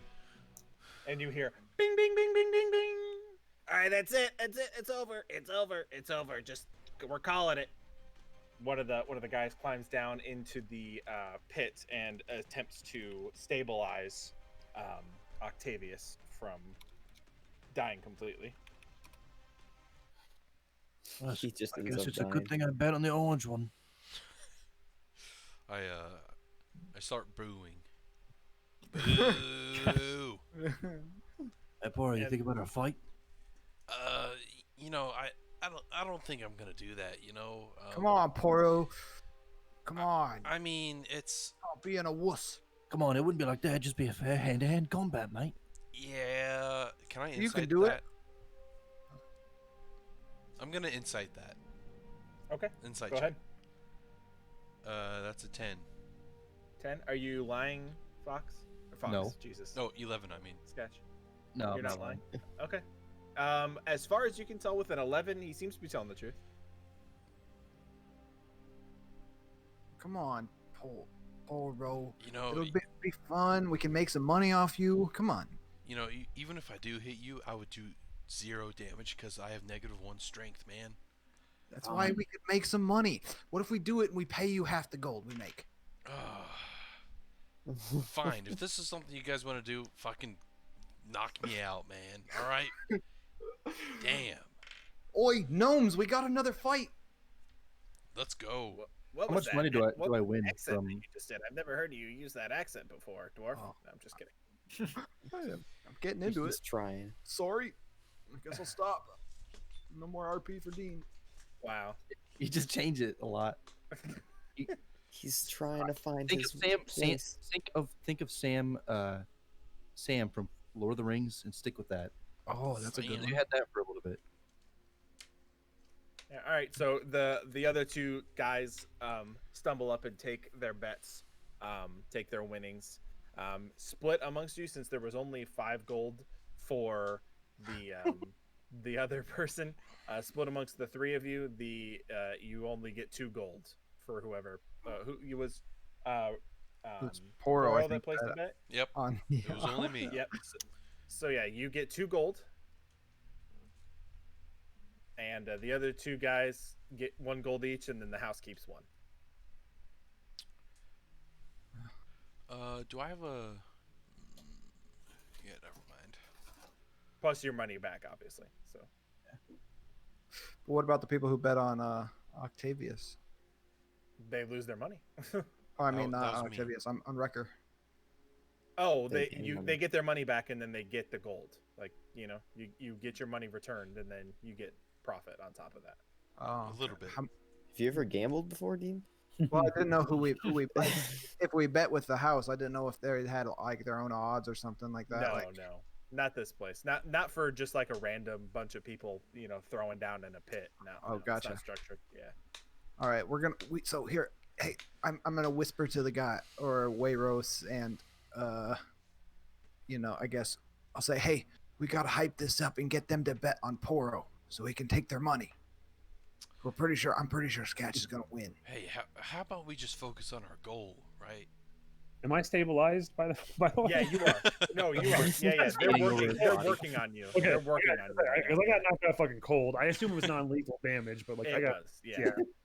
So I No, lean they're up. working on you. They're like putting smelling salts under you and like sprinkling you with water and stuff, trying to get you back. Spencer, how tall is your character? Your character's like 6 foot tall, normal size, right? He's just average human size. All right, and Sketch is small, right? Yeah. Oh yeah. Yeah, Sketch is the smallest of the party. He's 3'8". Oh gosh, all right, perfect. So I'll loudly say, so are you guys fighting?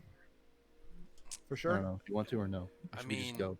we We're should. not gonna make any gold. We should focus what on. if we trick those guys to bet? They all have their no on money, Poro? team. They don't have like any money. They bet We like, literally just won like 2 gold from that match. It wasn't even worth it. that's because that was my because- goal.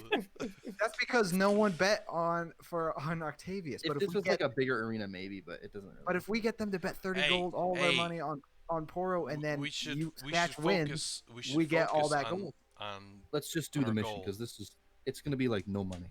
Okay, fine. We're already it's 2 gonna be- hours in, and It's we gonna be like barely- 15 minutes of fighting and then no reward, and it's just gonna be Poro knocked out. Hey, Wow. Oh, that's Confidence. fighting Wow. words right there. That's Hey. fighting Do you wanna words. fight go. 'em? Trouble in Paradise, boys? Trouble in Paradise? That's fighting shit. words. Let's fight. Okay. I'm kidding. Let's not do that. Oh, so I don't care. Sure. Uh, All right, let's just go. Poro, he kind of skirts his way out of there. Okay. That Are was you guys like- leaving Octavius in the medical tent Oh. to be tended to? We'll no. we'll carry him back to the hotel room after Yeah. he's stabilized. I mean, Let I him- feel like I need to spend maybe just a little touch there. I'm probably got my dome. we got Wayros. He can patch you up. Okay. Actually, yeah, I'm gonna go over to the medical tent to Okay. look at him. You see the same human woman that's acts like a nurse for the pit. She's just currently. You see Octavius has a head wrap around his head, and you can see he's kind of got like a 1,000-yard stare right now. He's just not exactly sure what's going on.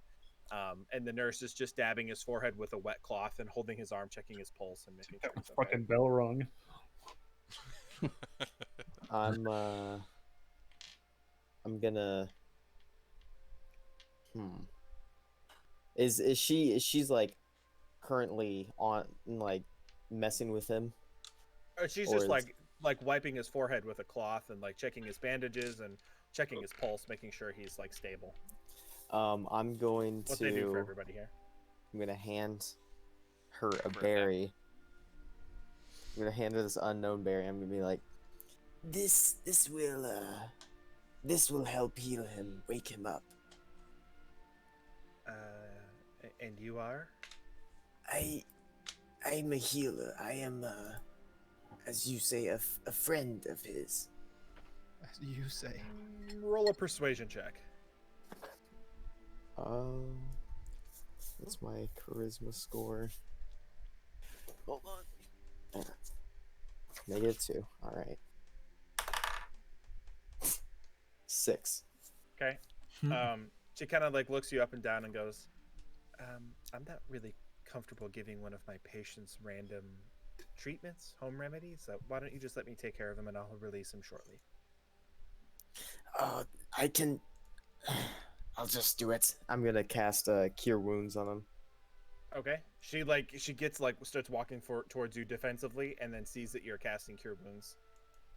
You have to walk over and touch him to do that, right? So you Yeah, walk over yeah. to his bed and touch. Okay. So she reaches out for your arm to try to stop you and then realizes what you're doing. And Cure Wounds is cast. So go ahead and roll your healing for that. 9 points. 9 points of healing back. Okay. And Octavius, you feel like this warm, like a sensation pour over you. It's not too unfamiliar for you since you're a member of a fighting party. You've encountered healing magics before. Oh sure. Yeah. And she just kind of looks at Hueros and goes, "Let me do my job. I was gonna do that. Okay, just making sure he's stable." I don't Damn. care what you were doing. I need him over here. Roasted. Fine, you're free to go. And she just knocks the flap of the tent aggressively off to one side and walks out. I don't even realize that she's angry. This is just a standard conversation to me. Octavius, like, sees what Wayros has done, and he, like, I would say not gracefully, still injured, but like he's not a stranger to having his ass kicked. I mean, like, he grew up, fighting in like this order of knights that like that's what happens. And so he he stands up a little uneasy, but he like catches himself. He looks at the nurse and he bows and he says, "Thank you so much for everything that you've done for me. If you don't mind." She's out of the room. She knocked the flap of the tent out of the way and just like stormed off. Okay, after Wayros I killed her. drew her out with my people skills. Okay, well then that's fine. He just stands up, kind of like shakes his head a little bit and kind of like shakes off the fuzz or whatever, and maybe kind of like rolls one shoulder and just kind of like stretches a second, and he's hurt, but like he's stable, he's alive, he can move. He wants to go back out and see everyone again. Okay, cool. Yeah, you guys emerge back. You guys see Octavius and Wayros emerge. Well, go ahead. When he wakes up, I'm gonna say, in order for the spell to have its full effect, can you please eat this? And Roll I've a given deception him. It's an unknown berry, so yeah.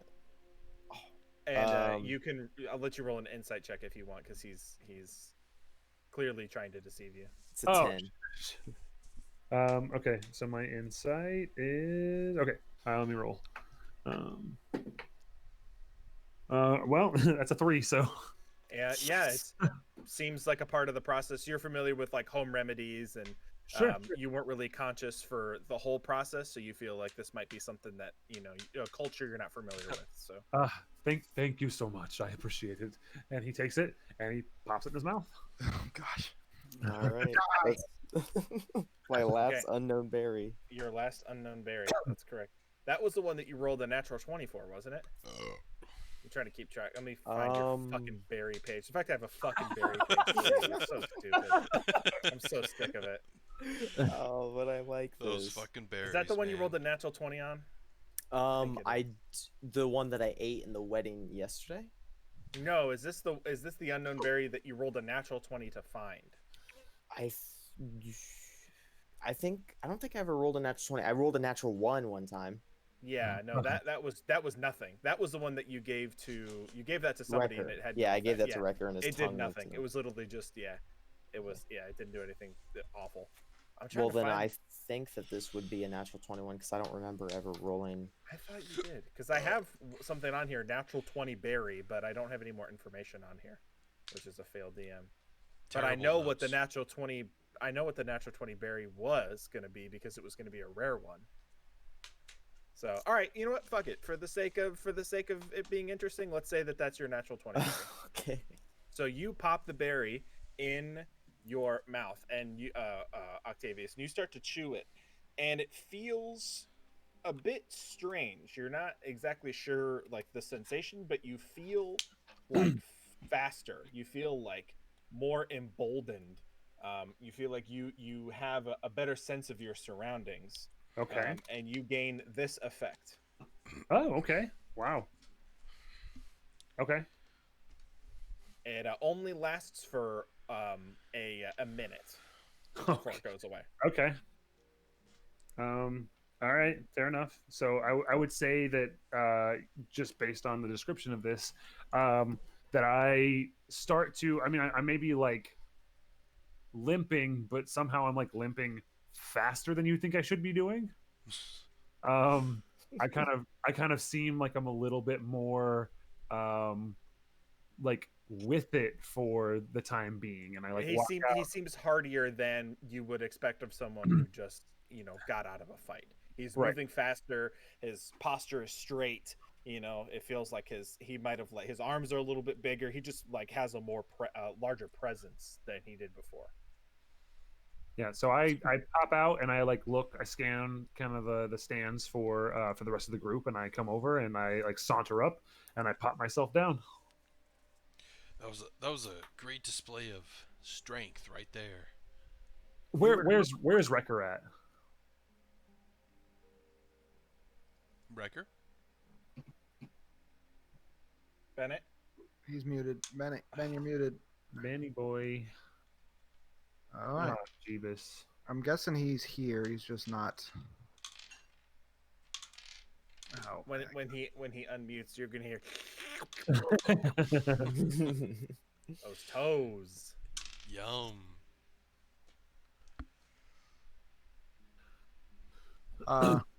My point being, I would like to just approach Wrecker and just you know, kind of, I don't know, give him like a bow, like a gesture, like a, I don't know, like my hand on his upper arm, kind of like handshake, kind of like, I don't know, kind of like a camaraderie sort of thing of like, you know, that was quite the fight. I have not gotten my bell rung in quite some time, and oh, that was refreshing.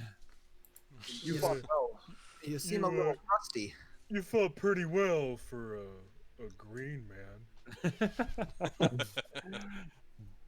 I have to say, I did not expect you to take that form that you did. I should have been better prepared. I have fought a werewolf once or twice in my time. A what? Were you not a werewolf?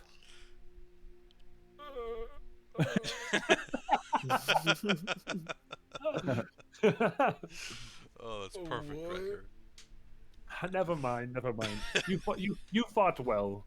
You fought well. And he just goes for like that handshake and like just, you know, like very much so respects this guy.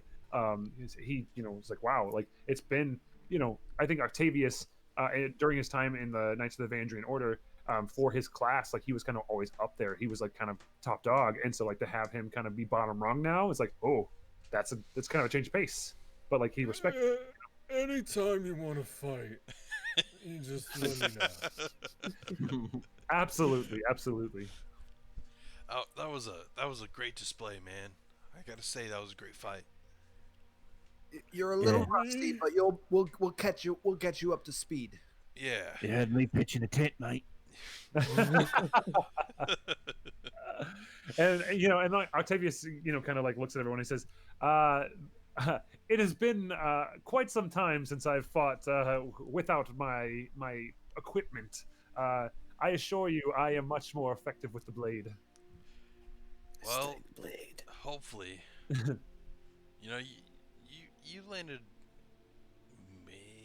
Did you even land a shot? I landed two. I hit everything that I went for. Yeah. Okay. So you did kind of. The only thing that I did that wasn't effective was my one of my fear vows. Oh yeah. So he outrolled me on that one. You know what, leader? As your first mate, I'm gonna say this: Octavius, welcome to the group, to the Swampy Six. And he he like bows before everyone, and he says, "I promise you, I will not disappoint. You have my word that I vow to fight with everything that I have for the greater good." Well, honestly, mate, I think it was just a fluke that he won. He usually loses. Yeah, that's true, actually. Usually he misses every single attack. Hey, and just remember this: we're kind of like a brotherhood here. So you know, even if we don't know if what we're doing is right, we promise to support each other. Absolutely. Right about now, you feel the effects wear off from the berry. Oh yeah, and so like, I mean, I would say like he like has to sit down, and he's like, oh god. That excited, huh? Wayros gave me some sort of berry, and I think the effects are wearing off. Oh yeah. You don't want to take any of his berries, all right? That's not true. Don't take his berries. I just helped him. It's Take just- my berries. They always help. It's And better so- if you don't. Octavius basically like sits down, and it's just like he's just wiped. Like he's like kind of just done for a few minutes. He's just gonna like head in hands, like just kind of like rest there for a moment. Are we going back to the pub and we can crash for the night, and then tomorrow we gotta head back? Yeah, Got tomorrow. some traveling to do. I say we head to the our next destination. I regret to ask this of you, but may someone please help me to a bed? Sure. Scatch is strong. What do you want me to pick him up? Scatch, you take one arm, I'll take the other arm. He's pretty tall, but we. I'll take the whole body, mate. You get out of my way. Oh, well. He tries to put him on his shoulders. Okay, roll a strength check. You have decent strength. You might be able to do this. Yeah, I think this is gonna be good. You're gonna be really low to the ground, but he's gonna carry you. 24. 24. Shit. Yeah, you're easily able just to like swoop one arm underneath his leg and get behind his back and like wedding style carry him out of the room. Whoa! You are like at best like 8 inches off the ground. Like your butt is about 8 inches off the ground. Just sliding. Yeah.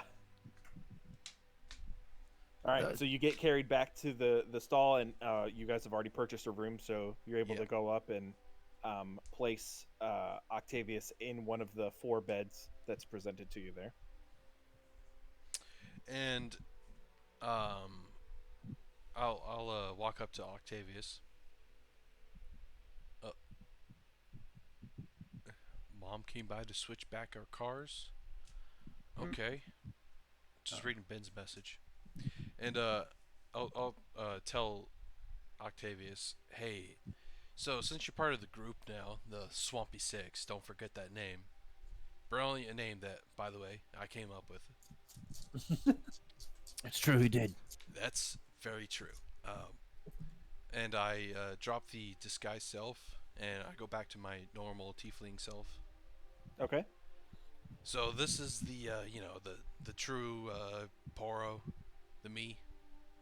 I think Octavius like gasps and he thinks back to the statement he made last week about vanquishing demons, and he looks up and he says, Poro, I need to give you an apology. I had no idea, and I want you to know the things I said about vanquishing demons. Well, earlier let me today. get something straight. I'm a devil, all right, half devil, not a demon. I thought No, you were an no. imp. I'm not an imp. That is what I meant. I hope that you did not misinterpret my words. I have gotten nothing but a feeling of goodness from you, and I do not want you to feel as though I mean you any ill will. Well, that's good to know. That's good to know. I assume by now my disguise has fallen because it only lasts like an hour for the wedding. So I'm just I kind of casually just changed from a human to a lizard person. Oh, yeah, and, definitely. And All he's right, a I'm back. lizard. Sorry. Welcome back. It's all right. Back, You so just mark off all your gold, Ben. That was the price. Hey, I had to Jaeger you, and I took Wrecker in some weird directions. So All of it. Yep. some creative choices, you know. He's racist now. Instantly. Always has been. Do we rest or anything? Nope, you guys are back in the room, the tavern room. Yeah. And oh, well, I was gonna say something else. Damn it, I forget. Yeah, sounds about right.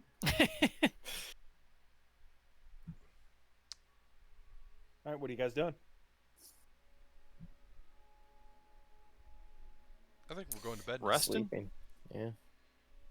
Okay. Have You guys are some, just- has a few drinks before bed, and then crash for the night. Sure. One too many, in my case. And then head to the mountain. Okay. Anonymous. Alrighty, so you guys wanna grab a few drinks then, Gargle? Yeah, just a few, if that's all right. Okay. Yeah, mark off 2 gold for Oh. a round for everybody. Oh, by the way, Octavius, don't say the name Poro in the city. I'm kind of a wanted man. How come, Poro? Octavius is like Don't say just that barely name. kind of. He's like like limping. He turned around at the stairs, and was getting ready to go walk up to his room, and he says, "I would love to hear the story tomorrow. For now, I need to retire." and he like just kind of like manages his way up the stairs. He like stumbles up the stairs, and he Hey, goes, good fight, dude. "We already had this conversation. Man. What? We already had that conversation." Oh, Yeah, that was Pat taking over your character. That makes sense. Gotcha. Though. yeah, it does. Nearly indistinguishable, by the way. Yeah. You'll have to listen to it later. Octavius gets up and he just passes out in bed. Like he's done for the night. Cool. So- Yeah, so- there so there we're are gonna 3 draw other a beds as well. So I say Wrecker gets a bed because come on, he fought. He kicked some butt. Yeah. He went a little overboard. He needs to learn to tone it back. I am the leader. That's true. He Right. is. Yeah. You're the what- leader. That means I get the bed. That's very true, man. And Scott, you can sleep at the foot of the bed if you want. I think I'll take the corner. I'll Or take the the other tub. bed. I'm gonna I call the tub. I'm gonna pick the opposite corner of Sketch to get away from the smell. I'm gonna choose your corner. no, Just no, go looks over at you. there. Go over there. I didn't say it out loud. I'm just saying. That's what Oh. I'm thinking. Come on, you don't know that. It's like you go over there, I'll go over here. We'll keep an eye on the guys.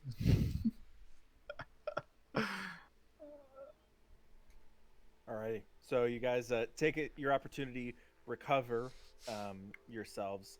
Obviously, after a long rest, which it's really only, it's not terribly far into the day. Your guys are probably going to sleep around maybe 6 or 7 in the afternoon after the wedding. So, yeah, but you guys maybe take some time, have a couple drinks, just relax, and you wake up the next morning refreshed at full HP. All right. Ah, shit. So what does everyone need to do? I need to go to Euronymous and sell back a sword. I need to get some gunpowder Oh, so you need to go back to and bullets. Autumn Muldur. Am I awake at this point? Oh yeah, everybody's roused Yeah. in the morning. You guys So- are putting on your armor and getting Sure. ready for the day. Octavius speaks up and he just says, I have a personal visit I need to do before we go set off anywhere, if that's okay. A personal visit? So, as I explained yesterday, part of my journey is to seek out my brother, but the other part is I am on a pilgrimage. You're a pilgrim? No. The Knights of the Vandrian Order, we have several statues of the Seldarine deities that are scattered around the northern lands here. And it is part of the coming of age in the Order to visit these statues as homage to the Seldarine and most specifically to my deity. What's so funny? In the chat, Discord. Oh, Pat. I- So, is this something you have to do alongside of adventuring with us? if at all possible, yes. I mean, from where I know, these statues are not far. They would not be much out of our way, and we could visit them on the way to wherever we are to be. Yeah, we're actually thinking of heading east to this guy called Euronymous. Have you heard of him? That's north. It's east of the city. I don't know. I'll pull you guys. I'll get you guys on the world map. Do I know of Euronymous? Would I? You could roll a history check if you'd like to. Yeah, sure. Let's find the stat here. You need to update this map again. I know. I'm sorry. Oh, it was more Listen, useful. I was in California for like 5 weeks. All right. I This is know. fine. I know. Oh, that's a natural 20, 21. Okay. Yeah, you have heard just in passing of a magical dealer of curios to the south. Yeah. And you gather that individual is probably the one that they're speaking about. Oh yes, I've heard of him. Yes, I mean I'm always in the look for. I hand him a pamphlet. So the pamphlet is kind of just like details like what he does and what he sells and how he can help you and your family. It's Okay. Euronymous' pamphlet that I made. Yep. Yeah, it's just like come sell your magical wonders at Euronymous' Enclave of Enlightened Items. Okay.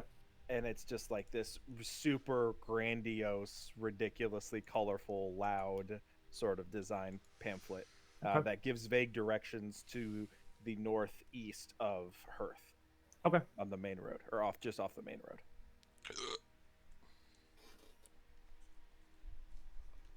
Yeah, he's a great guy, and when you meet him, you'll know that Frederick is even a greater guy than him. Guy, wow. Oh yeah, aren't we gonna do the Frederick quest? We're heading that way again, I think. Yep. Oh, I think we need to get rid of the cult before That's probably true. I don't fired know. by the city. I don't know. Side quests all the way. Keep running from problems. So Euronymous and then to Autumnaldor. Where are you need to go before we leave then? Me? Yeah, or in particular. I guess that's a great Pat question. So I know that there are several statues scattered about the map from the Seldarine that you guys have encountered already. Well, they encountered a pill. And why don't you guys roll a history check? Everybody but Octavius. Okay. 5. Okay. 11. Okay. No, 12. Sorry, +1. 12. 5. 7. Poro. He's muted. Should I roll for him and just guess his history bonus? Yeah. There you Yeah. go. It's He's probably yelling at his brother. That's an 8. So we're gonna go with Dean.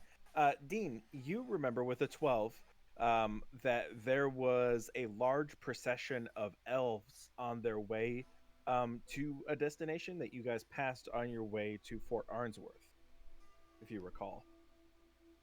Oh yeah.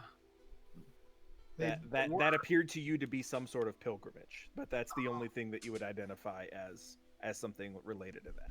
Yeah, so we met some elves going somewhere to worship some guy. Yeah. Don't know where they were going. They said they were going to on a pilgrimage. Yep. Yeah, those elves, I think, right? Right. Yeah, you remember them? All fancy looking. We talked to them for a little bit. Yeah. I remember. I have it written down too in my notebook. Sweet. I think I wrote down there. I wrote down. Forget which part I wrote it down in, but I wrote it down. I did write down. Typical Dean. What? Look at me. Yeah. I know I wrote it down here somewhere. It's like an old man. Yep. So yeah, you guys would very clearly remember that appeared to be a pilgrimage. It was a large pilgrimage. It was a large gathering of people, but a lot of them appeared to be commoners, and they were like half elves and various things like that as well. They weren't all high elves. Some of them were half elves, and you had also noticed that some of the older members had actually passed away, and that was a place for them to be buried. The people that did make the journey all the way from the north, that you saw some people that were mourning over their older loved ones who had passed. Huh. So, I tell them that.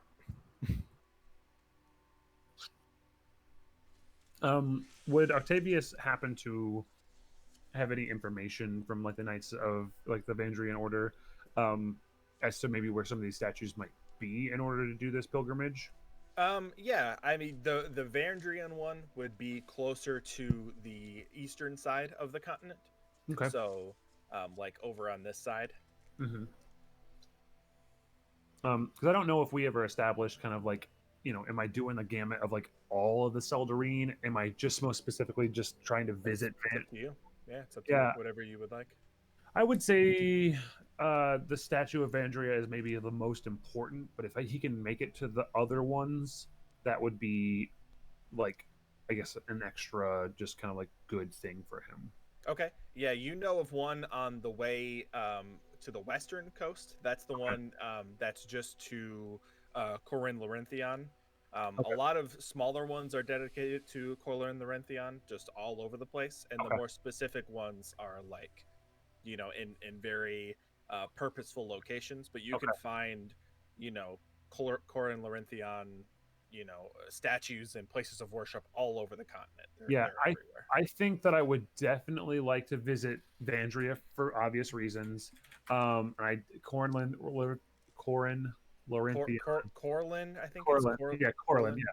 And then there's also the other greater god, I don't know how to pronounce that. Angharada. It's Corlin's like consort. I think that like I think my god plus the two greater gods would be like kind of like a big thing. Like it's kind of like like what my deity hails to within the Seldarine. So definitely if I can find Coralon Laurenthian statue plus also Vandria, I think that would be like kind of a big thing for sure. Yeah, that's totally doable. You would probably find at least one on the way to Autumnalder or to Euronymous or something. Sure. And that's fine. On the way there. Yeah. It's kind of I think maybe less so that like I'm doing like a world tour for all these statues, but more like just I'm out like setting out to like fulfill my oath, and then it's kind of like a tradition to like if you happen to pass by a statue, like you should pay homage to your deity, like that they're set up for a reason for our people. Okay, yeah, definitely. I think that sounds solid all around. Yeah. Are you guys gonna head to Euronymous then? Because if you are, you'll probably pass one on the way there. Ooh, yes. Those I don't have specific spots for. They're just kind of all over because Corlon is just like the elvish deity. It's just no matter who you believe in. I'm gonna pop out and make a drink, and then I'll be back. Okay. I want to say to Poro, you told me that you knew how to find drugs in the city, correct? Yeah, I know how to find drugs. Or used to know how to find drugs. I don't know if those connections have withered or died or whatever, but I could try. I want these drugs. You need some drugs, man? Are you tweaking out? I require these for some research I want to conduct. Oh, you're not gonna, are you gonna research on us, or because these drugs are powerful? All right.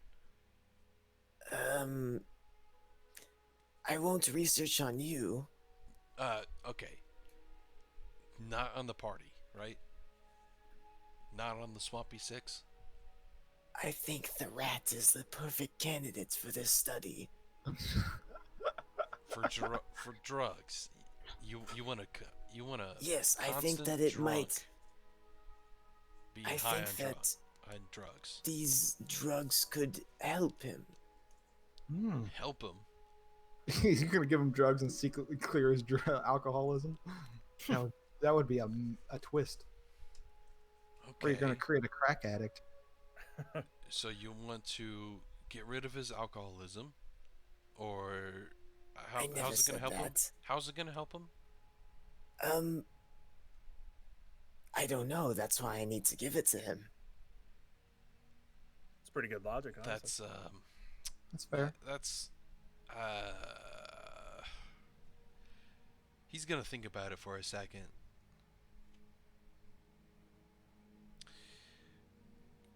Yeah, I mean, Sketch is kind of my friend, I don't know if I want to give him that kind of hard drug, Oh, you mammals and your friends and feelings. How about this? Just show me where to buy the drugs and I will decide. I will let Sketch decide if he wants to take them. I mean, what about Wrecker? What about that tub of lard? Probably won't even feel the drugs if I put it in his system. He's too big. I need to save money. And putting 3 grams of drugs into his system will only do so much as compared to the small rat.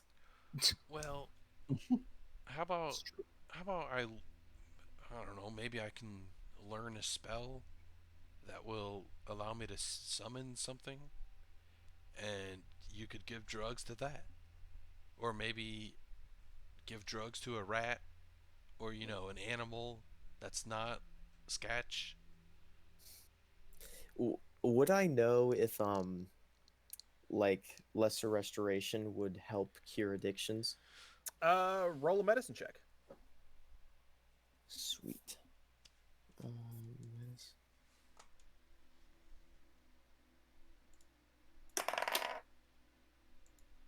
Oh, that's not too great. It's 11. 11.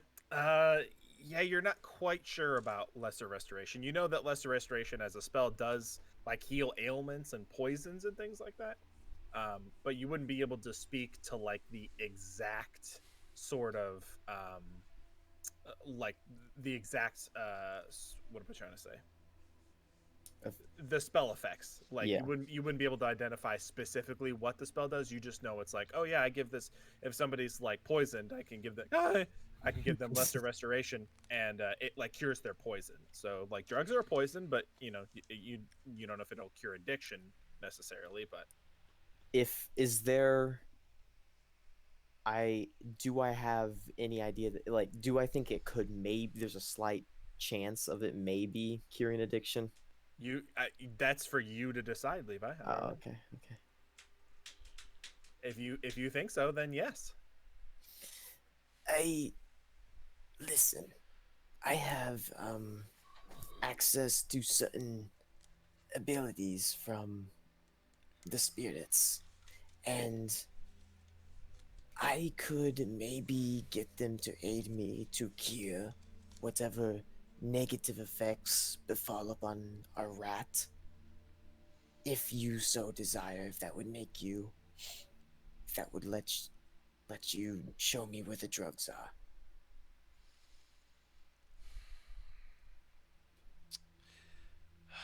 Well,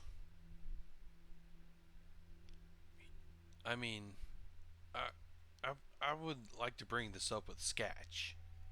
I don't want to let you just put drugs in him by force or without him knowing.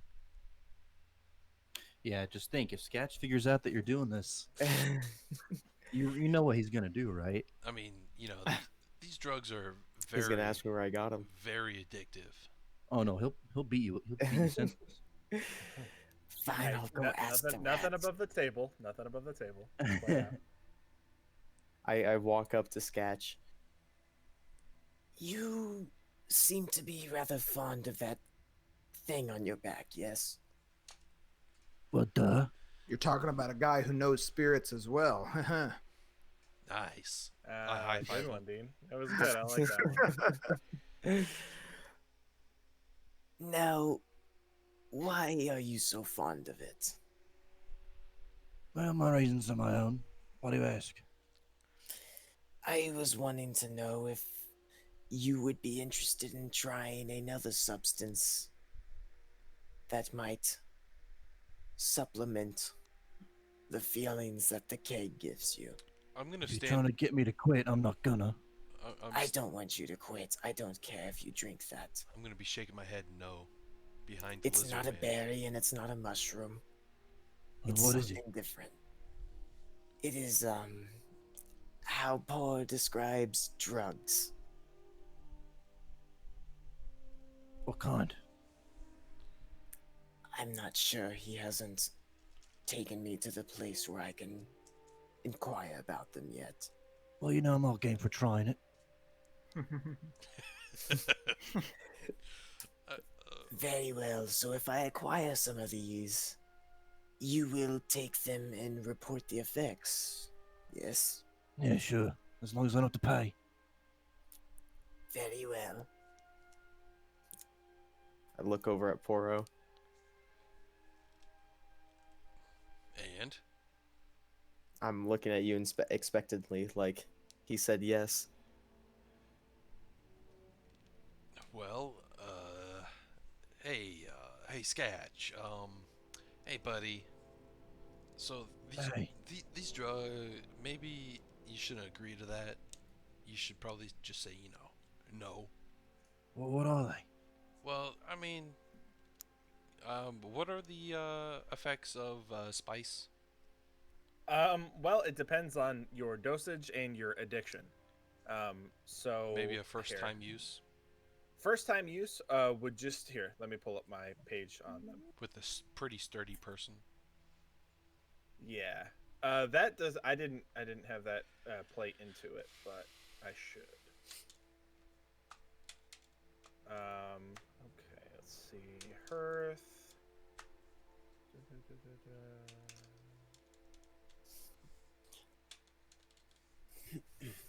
Okay.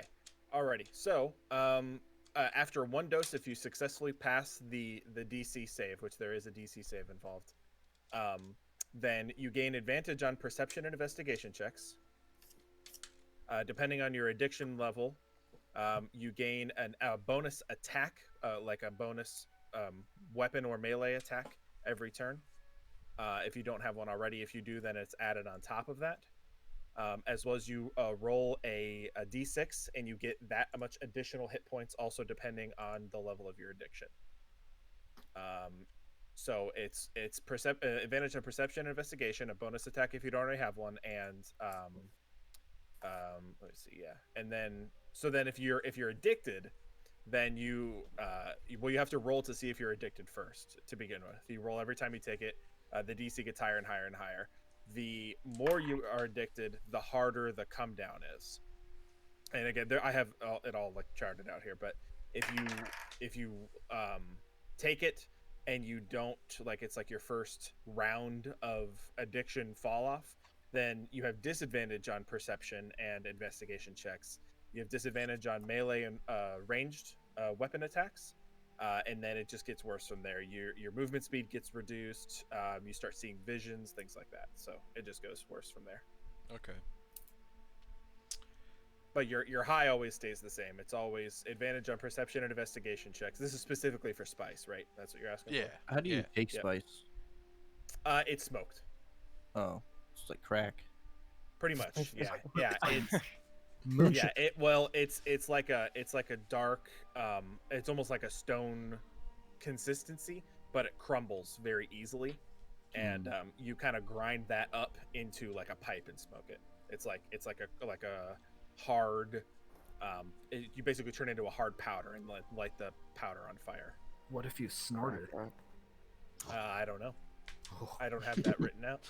I'll have to do that to get the effects after he takes it so many times. You know, poor. There's try another them drug. once, right? There's another drug also called the Sanguine Orb, that was popular as well. If you want more information on that, I can give you that. Whichever just looking one for was the spice. most common. Spice was the one that that Nasohen like dealt with pretty much the most consistently. Sanguine Orb is like more. It was dealt more in like the underground fighting rings more than anything else. Spice was like a recreational kind of thing. It gave people like, a rush. It was like got them up and moving around, a lot like crack. Yeah. It got people, they could see things clearly and they could move faster and jump higher, that kind of thing. Sanguine Orb was for like the underground illegal fighting rings. People would like steroids basically that they would take. All right. Basically, what just Octavius had earlier. Yep. Said that was an actual spell that he had, the spell effect. Well, I'm talking about that mysterious berry. I know, that's what I'm talking about too. He had the effects of a spell in the game on him from eating that berry. Oh, gotcha. Yeah. Now I understand. Yeah. Was that haste? Yes. Sweet. I mean, if you really want to try this, it probably won't get you addicted or kill you. can't say for sure, but you know, if you really want to do what the lizard says, I can grab you guys some dosage. Of course. I'd try anything once, mate. Wouldn't you? Well, hey, I've already tried it before. I don't need to again. And? You know, And? it's a pretty good rush at first, you know. You know, it's just not my thing. Don't want to get addicted, you know. Yeah.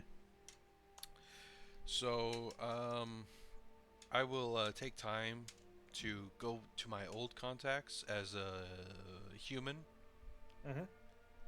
and try to score some spice without them Okay. by myself. So, yeah, I was gonna say if you're gonna like go out into the city and do this. Yeah, I don't want them following me to know where a dealer is.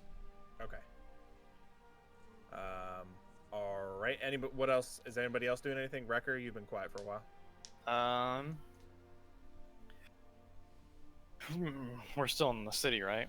Yeah, you guys are just in the hotel. I'm just waiting around, I guess, till we head out. Okay. I've got really nothing else to do. I'm gonna go check on the horses. Okay. Yeah, absolutely. All right, so go ahead and roll an investigation check then, Poro. Who's all going with Poro? Nobody. Is it just you by yourself? I'm going by myself. Can I try and stalk him? Sure. If you'd like to roll a stealth check. Stealth. All right, I'll do pass without a trace. Okay. So add plus 10. All right. So, So gonna be a lot of investigation? modifiers on this one. Yeah, this is investigation. 27. Do you have a map of the whole world, Pat, that I can see? I do.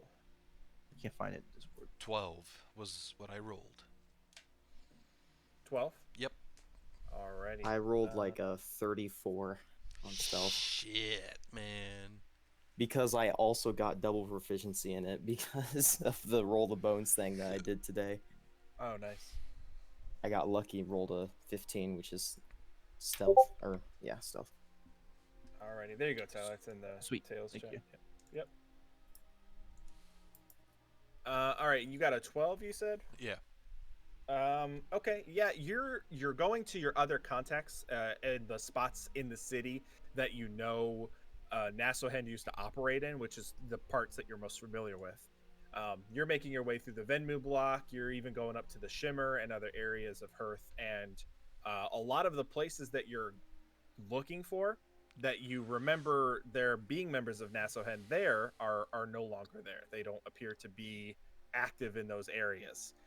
You're looking for like street lookouts and, you know, people standing on the side of the road, making sure that, you know, that their deals move in and people watching lookouts, stuff like that. And, you know, street hustlers, and nobody seems to be in your usual spots. Huh. Well, I guess that makes sense.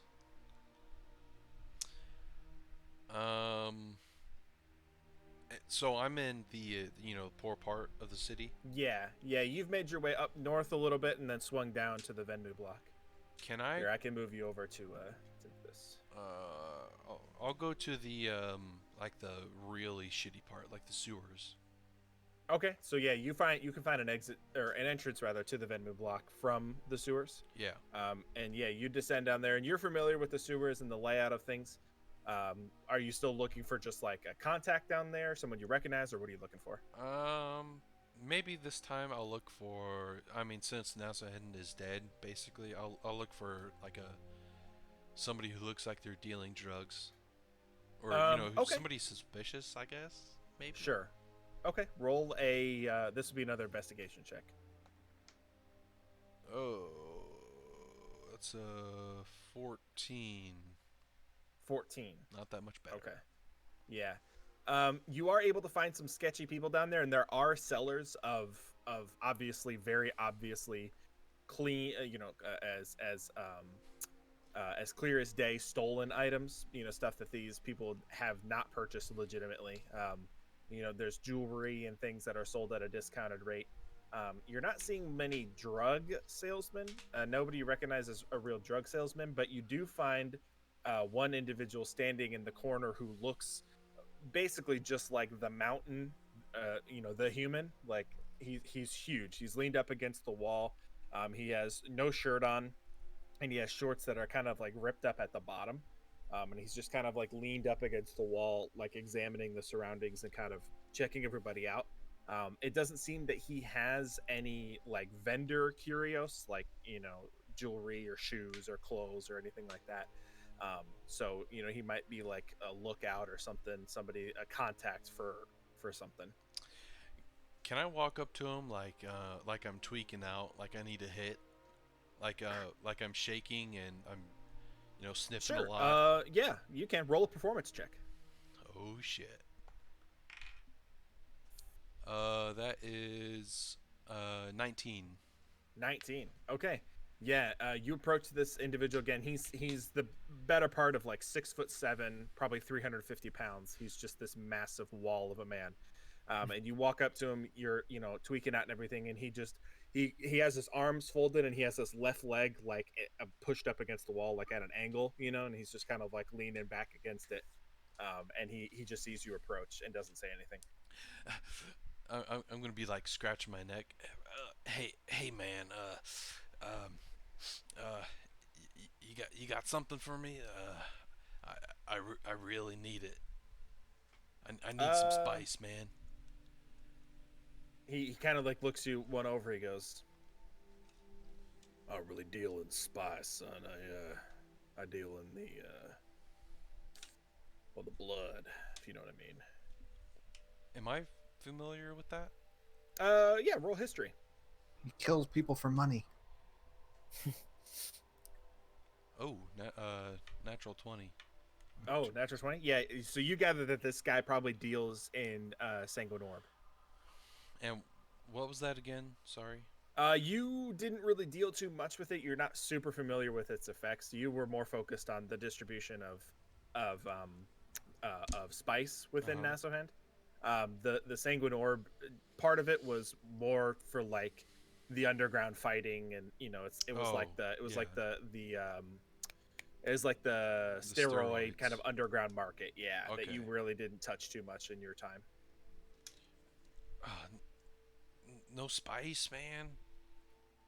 No, man, I don't really know much about spice. It hasn't really come through the city very often, but we got the orb if you're looking for it. I don't really know much about spice, though. It hasn't really come through these parts ever since the old regime fell. Yeah, I know it's getting harder to find. I'll take some of that. Maybe All just right, one hit. You all right there, son? You seem awfully you seem a little. It's your first time buying? No, man. No, I'm just tweaking out hard, Yeah, I mean, I can see it. You rolled a 19 on your performance. I can tell. Listen, man, I'm not in the business of judging nobody for their addictions, or else I really wouldn't be in business. You know what I mean? But let's call it. You only need one hit. Yeah, man. Pardon me asking, but you don't really seem like the fighting type. You don't really seem like somebody who gets involved in the ring. Man, I just need some sort of drug to get me going, I just need it. All right, man. Crazy addicted. Say no more. I'm not gonna be a man to turn down any money. So for a single hit, it's 35. What the fuck? I give him 30. I can give you a sample for like 20, but I'll give him 35. Fuck me, man. All right, and he knocks on the wooden it was like a, you didn't notice it at first, but it was like a wooden block, kind of like a door, but not really. It's just like a slab of wood that blocks. And you see him like the top of the wooden slab open up. Hi, Gwenny. And he leans in and goes, "Give me one." And the wooden slab shuts, and then it peeks open, and then you see reaching out is a small red glass orb. It's maybe about the size of I don't know, smaller than a dye bag.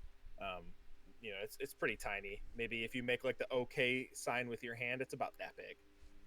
And he hands it to the gentleman, and he grabs it out of his hand and reaches it out towards you and says, "Here you go, 35." All right, I give him 35, Okay. and I just don't walk away. Okay. Yeah. So Mark, you have a 1 dose of Sanguine Orb. Oh, don't hope you don't get picked up, bro. All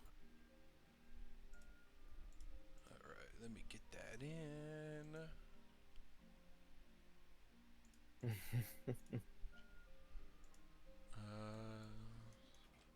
One, two. Sanguine Orb. Okay. All right. I start walking back where we were. Okay. Sounds good. What Alright. is everybody else doing? Once he's out of sight, I'm gonna come out of the stealth, like come out of the shadows, and walk toward that guy. Okay. I'm gonna say, I would like some of the orb. Oh, yeah, no problem. Let me see. He grabs a pamphlet off of the side of one of the tables that's next to him, and he starts flipping through the things. And he leans back over and goes, "Hey, how many do we have left?" And you hear, "Enough." He's like, "All right, let's see." He gives you a look over and goes, "You just need 1 dose?" 5. 5 doses. You sure about that? Yes. Oh, I hope you have the money for that. You don't seem like the person who's carrying that kind of money, I'll be honest. You have the drugs. Yeah. You're How being awfully much? suspicious, son. I just want this deal Says to the be drug over. dealer. All right. For you, call it 200. I think, trying to do some math in my head, I say, that's 40 gold per unit. Roundabout. You I actually just give you a sold it- discount. That's not true. You just sold it to that man that left for 35.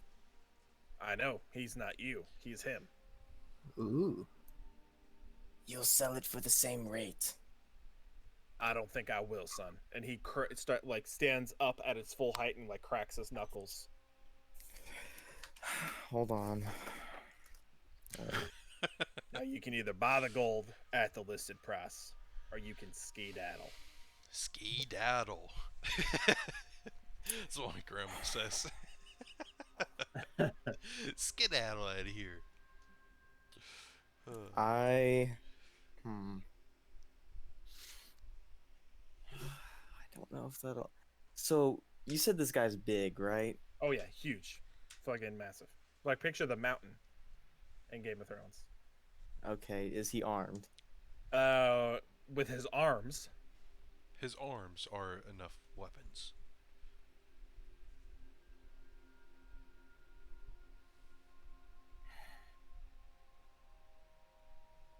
You gather that this guy probably takes what he's selling. He's probably the kind of person that is dipping into his own supply a little bit here. No room for negotiation. All right. What about 190? Give you a $10 discount. 10 gold. What are dollars? Fair enough. All right. Give me 5. 5? Yeah, I said 5. Give me 5. And he pulls back the thing, and then you're handed a small leather satchel, and you open it up, and there are 5 small glass orbs inside. I give him the gold. Okay, mark off 190 gold. Yep. And I'm gonna just walk back to the hotel where everyone's at.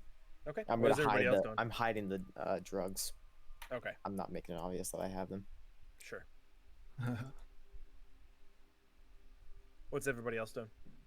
I wanted to get some stuff ready. Maybe is it possible I walk by a shop and buy some health potions? Yeah, there are a couple of vendors in Hearth, definitely. All right, how much is They don't carry as much. They're 25 gold for a common. how much for greater? Greater is 40. I'll take. Can I get 3? They only have 2. The one that you went to only has 2. All right, can I get those? Yep. So mark off 80 gold. Yep. 2 greater health potions. Wrecker, Sketch, you guys do anything? Octavius, especially, you've been quiet. Yeah, no, I just letting everyone else do their thing. So Octavius, I mean, it sounds like we're kind of gearing up to leave Hearth. Octavius needs to go run back to where he and his mother were staying, grab like the last of his bags, and then go say goodbye to his mother. Okay. Do Bring it, you, Sketch and Wrecker, did you guys have anything? Sketch is chilling. He's not really doing much. Okay. Yeah, we're just I guess Sketch is in the tavern still. We're just hanging out there. Okay. You guys just buying drinks? Are you playing games or anything? Getting hammered with a Okay. wrecker. All right, one of you just mark off 2 gold. That'll be your All right. your beer supply. You guys are playing drinking games together, just One each, brother. playing quarters. Ding ding ding I ding. gotta fill up my gold somehow, mate. All right, we'll jump over to Octavius. You are familiar with Hearth just on the basis that it's been described to you plenty of times. You know the general layout, and then once you see High Point, it's familiar to you. Sure. You name drop your mother, and she is at the gate, and they allow you in. There is a section of High Point that is basically like a hotel for fancy people that are traveling, diplomats and dignitaries that travel. Sure. Are given stay so that they can do their business and then they leave. So she is just in one of the hotel rooms, kind of hanging out. She, as you approach, you walk down this long hallway, and on the left and right of you, it's painted white. And there's like wood wainscoting, detailing the bottom portions. There's like candlelit sections at every other door as you walk down the hall. And as you appear there, you see a service, a maid, or like basically what would equate in our world to a room service, exit with a cart. With like some empty plates, and turns to the corner, and he walks towards you and just kind of gives you a nod, like, greetings, sir, and continues on his way. Okay. Yeah. So I'd like to go find mine and my mother's rooms. Okay. And yeah. Yeah. So you know that's the room that you guys were staying in, so you're able to just approach, no problem, and Yeah. and get in there. So go ahead. No, you're good. Go ahead. Yes, I knock, I enter the room, and I just, I don't know if I see my mother right away or not, but I like to just go ahead and grab my stuff and start packing my bags together and getting all of the things ready to go. I assume I probably have them, pretty much packed, but just kind of getting the last little bits of things and getting them kind of strapped to myself to be ready to go. Yeah, sure. Let me see.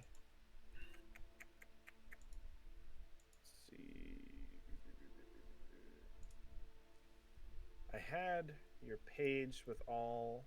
Is it in here? Oh, I don't remember where I put that. Shoot. That's annoying.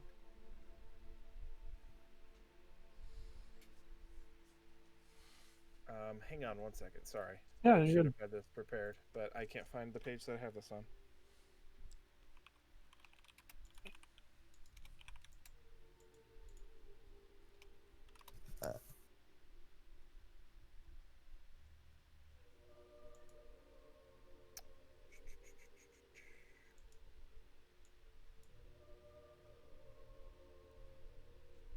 I can't believe I can't find that. Shit. Did you have the name of the person that was a part of the that met your mother at the party? Timora. Thank you, Jesus. I wrote it down I because can't find that. I wrote it down because I was like, "There's no fucking way I'm gonna remember that name." Yeah, I can't. Timora. Yeah. Okay, I can't believe I didn't write that down anywhere. Okay, so as you knock on the door and you enter, you see your mother sitting with Timora. the door, you open the door, and you hear like the end of, well, I don't care. Octavius.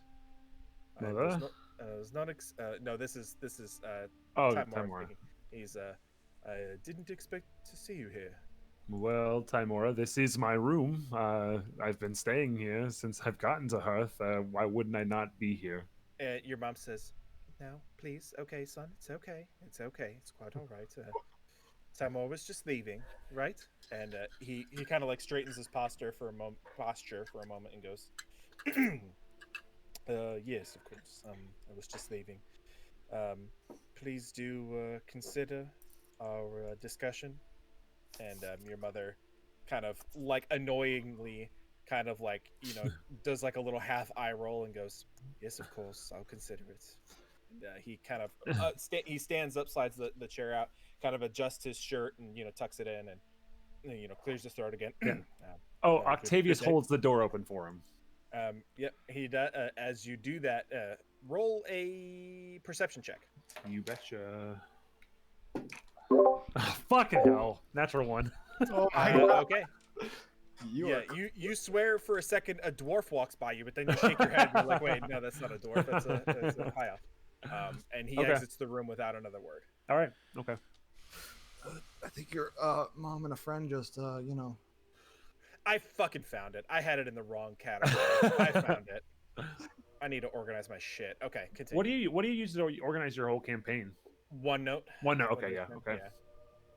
I had it in Ma- the wrong section. Mother, what was he doing here? He came to make our family an offer, and I didn't immediately accept, but I also didn't immediately turn it down either. It's listen, the members of our family, our friends, I should say, they're talking, son. They're discussing the events of what happened to us, and the synod is well, they're not happy. They're not happy with the way we handled things. They're not happy that it happened in the first place, and they're just not. They're not excited about what's going on. Understandably so, but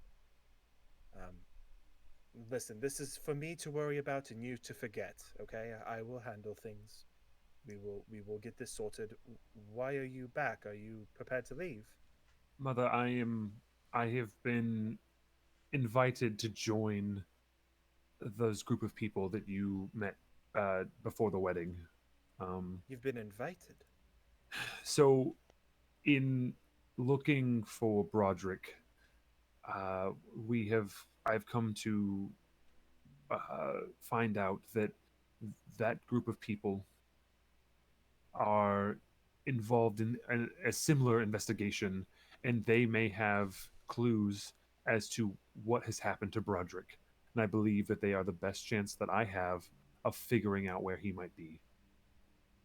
They, well, forgive me, son. They did not seem to be the most cohesive unit of adventurers. Are you sure you can trust them? Mother, listen to me. They have been given much credibility by people who I do trust.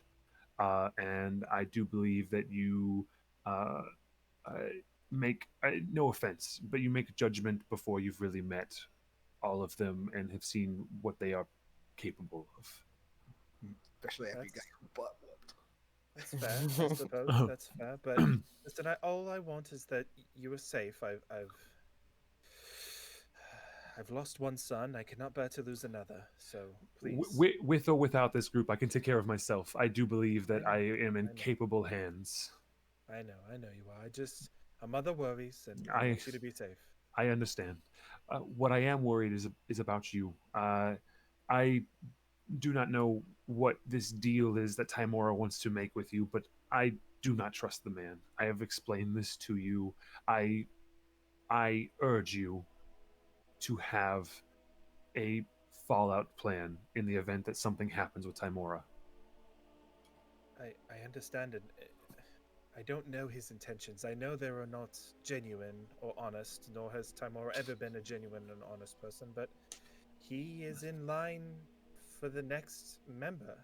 He will step into place as the next member of the Synod and potentially move up to Solvun. And I cannot leave on bad terms with him. I cannot say no to an offer he presents me because it could leave our family in a poor position.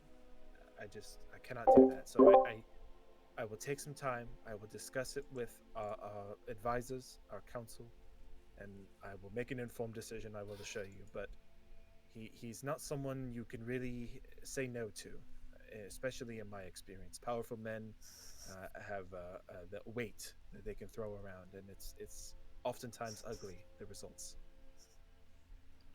But I understand. no, worry not about that, please. I insist. You have more pressing matters to attend to, and like yourself, I believe that I can handle myself as well. Wouldn't you agree?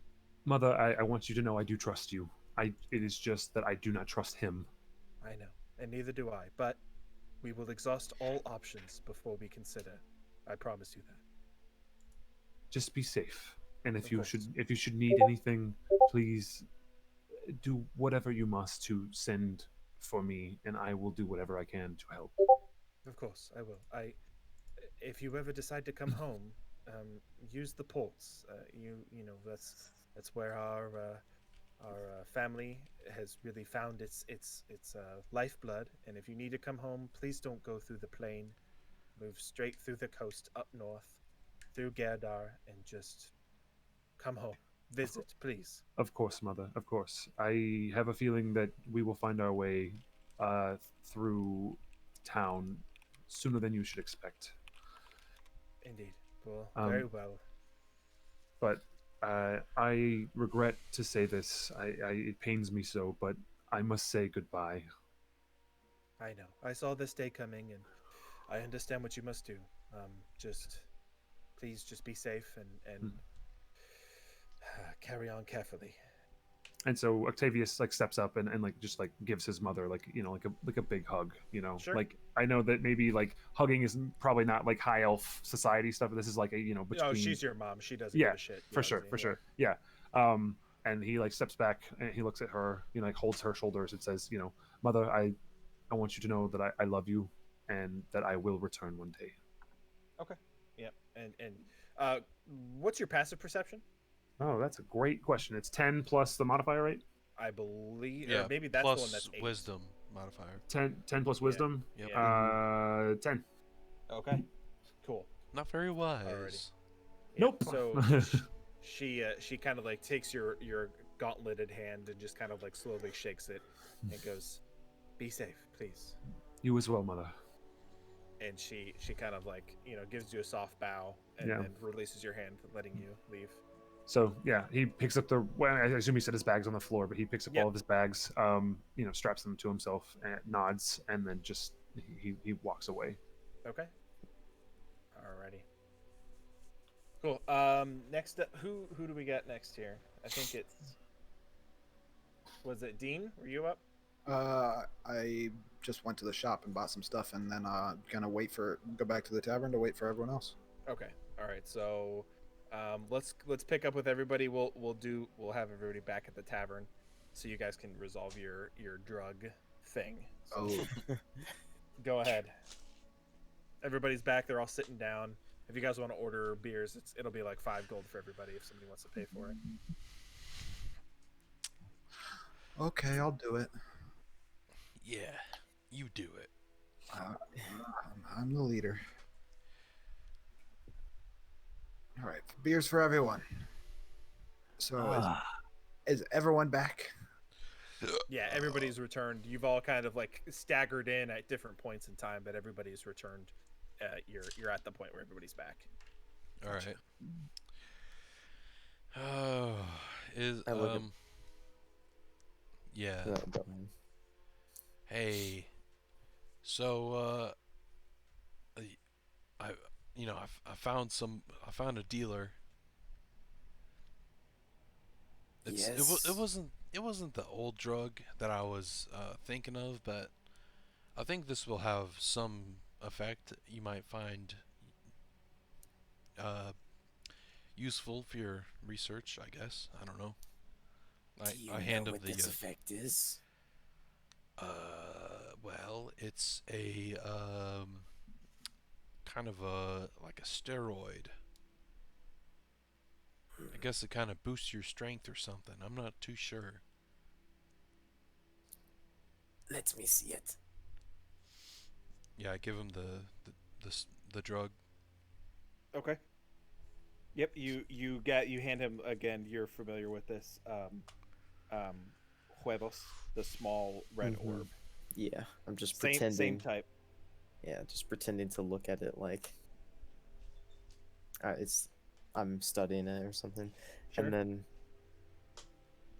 I'm gonna look at the people sitting on the table. Gonna look at Wrecker. Get Sketch. Back to Wrecker. Eeny, meeny, miny, poison. Which one of you would like to try a substance for me? Gesturing to the two. Sketch looks at Wrecker. What do you think, mate? Why not? Both of us. Both of us at the same time? You both? Yes. Yes. This is very good. Well, there's only enough for one. We'll Silence. split it. There is one dose. Split in half. I thought you said that the orbs had like doses, like 4 doses each, like each little bottle. I don't believe I said No, that. he said one. Okay. Yeah, each bottle has 1 dose. All right. Yeah. Hey, watch. Try and put words in my mouth. All right. Hey. No, I just for some reason I remember at BWA. Oh, I thought this gave you a wish spell. That's weird. What happened to that? I could've sworn. I remember at BWA that you a thing? described like how to take Yes. it. Like you put it on your forearm and then you kind of just dumped a little bit on and then put the bottle aside and like rubbed it in. Yeah, And so you like dump it on your arm basically. Like you pour it all over your hands and up your arm, and Okay. it's absorbed through the skin.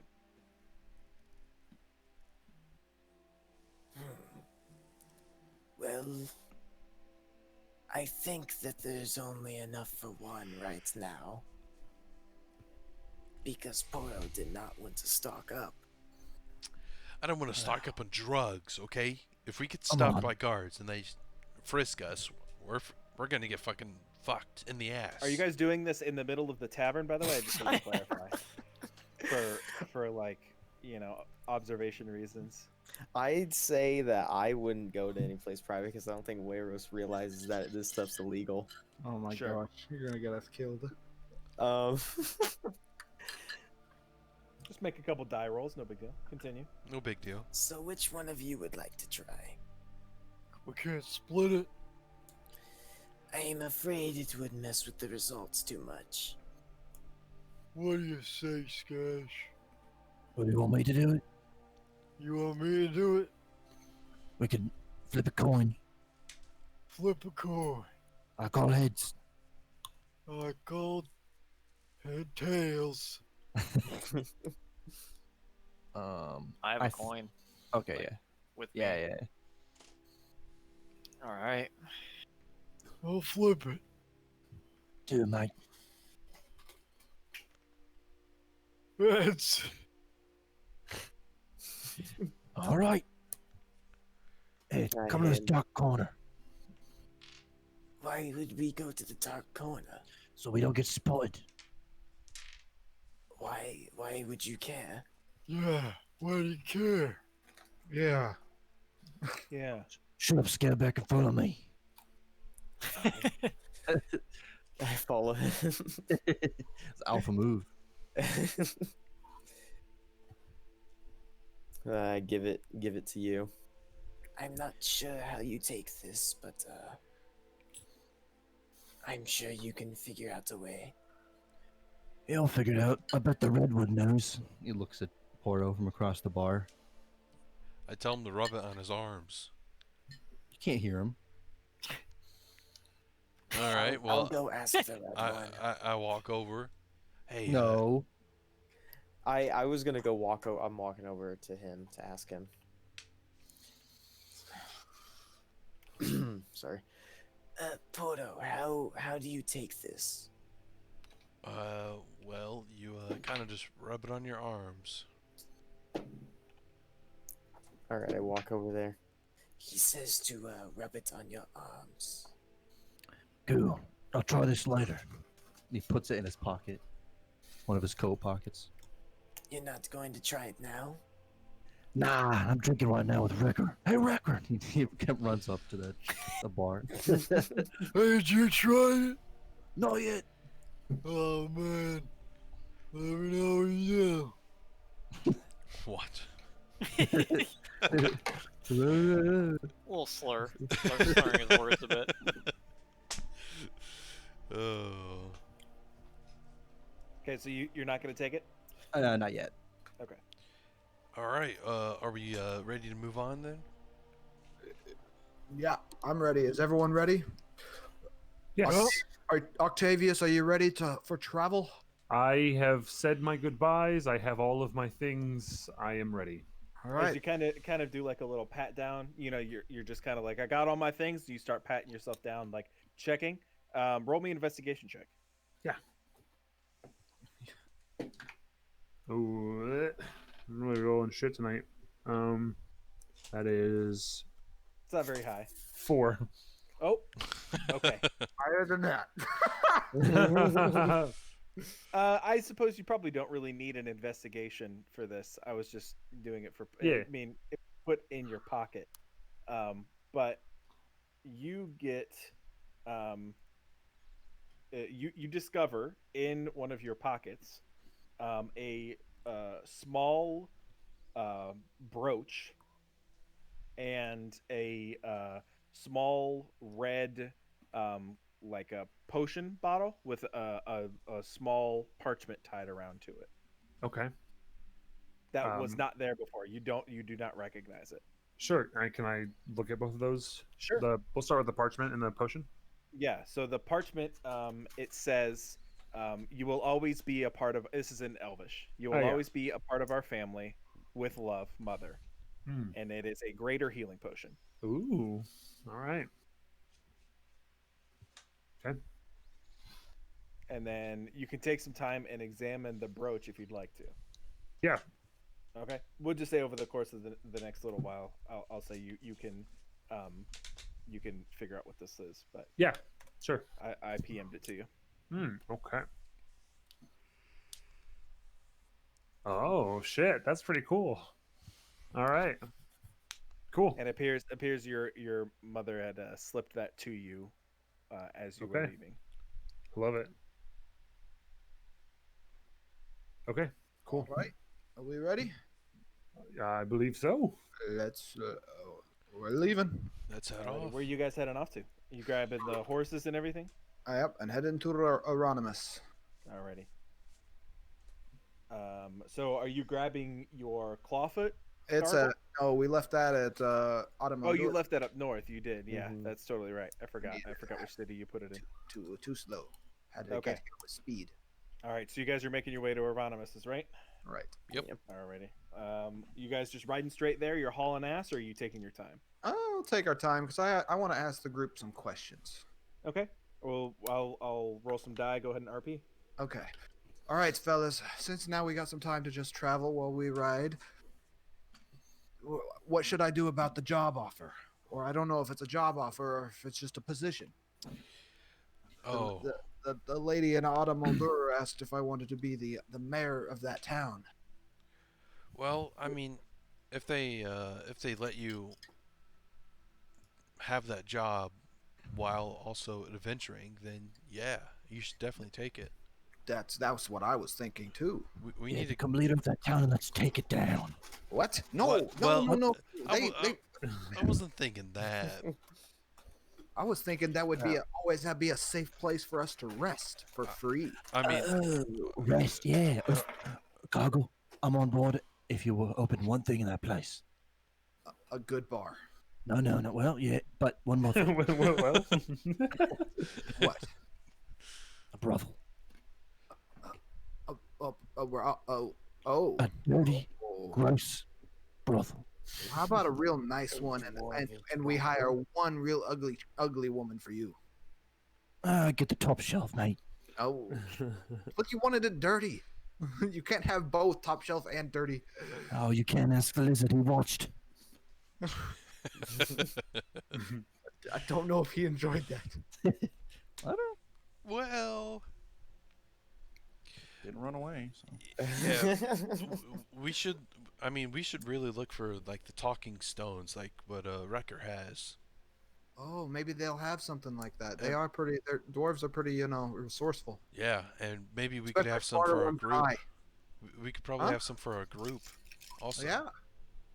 But So, it'd so be we a never good- get lost. That's a good point too. But we could have, a safe place to rest. Maybe they'll give us a house. Maybe they'll resupply us. Yeah. Free drinks, free food whenever we go.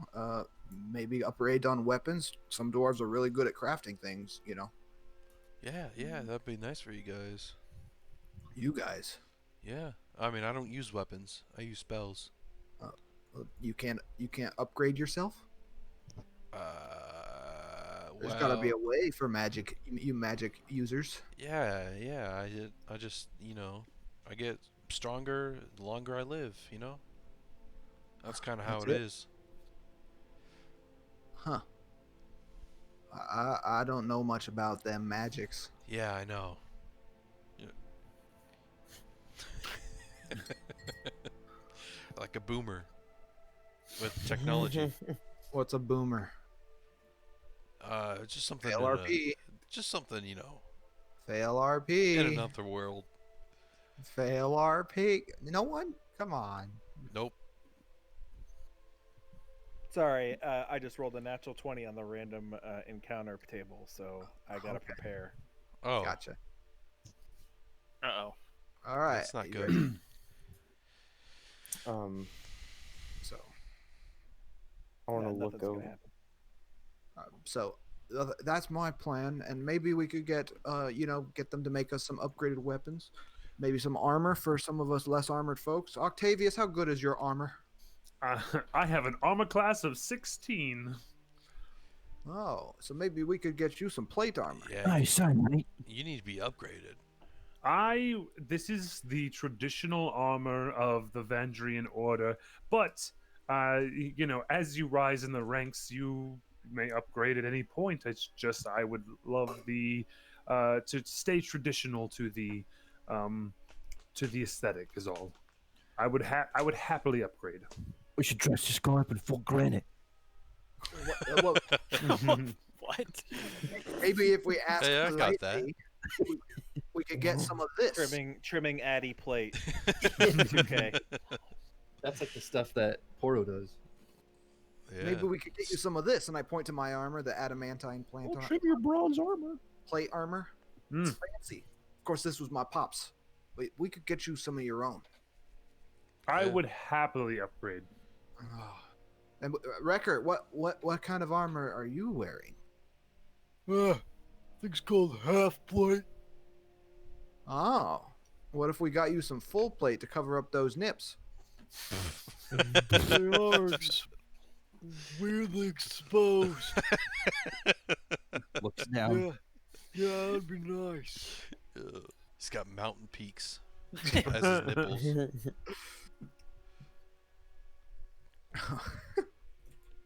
Oh man. But so that those are all options we have if I had a position in this town. And maybe I could get them to focus on training up some men and good protection. Maybe we could attack this cult with like a small army in the future. There you go. An army of dwarves, fully armed and filthy. Does sound cool. Filthy. What about the stuff in the mountains though? What? Like that monster we saw and those people in there? Oh, what about it? I mean, we don't know if they're, gonna try to take over the town. That's why I told them to. That's why we get them to, build up some guard. I'm not Yeah. saying we're gonna take all their people. Come on, just some. Oh. And if we need them, we can call on them. Don't you know how armies work? No, not really. Oh, let me tell you about armies. Oh, please don't. Well then, fine. Jeez.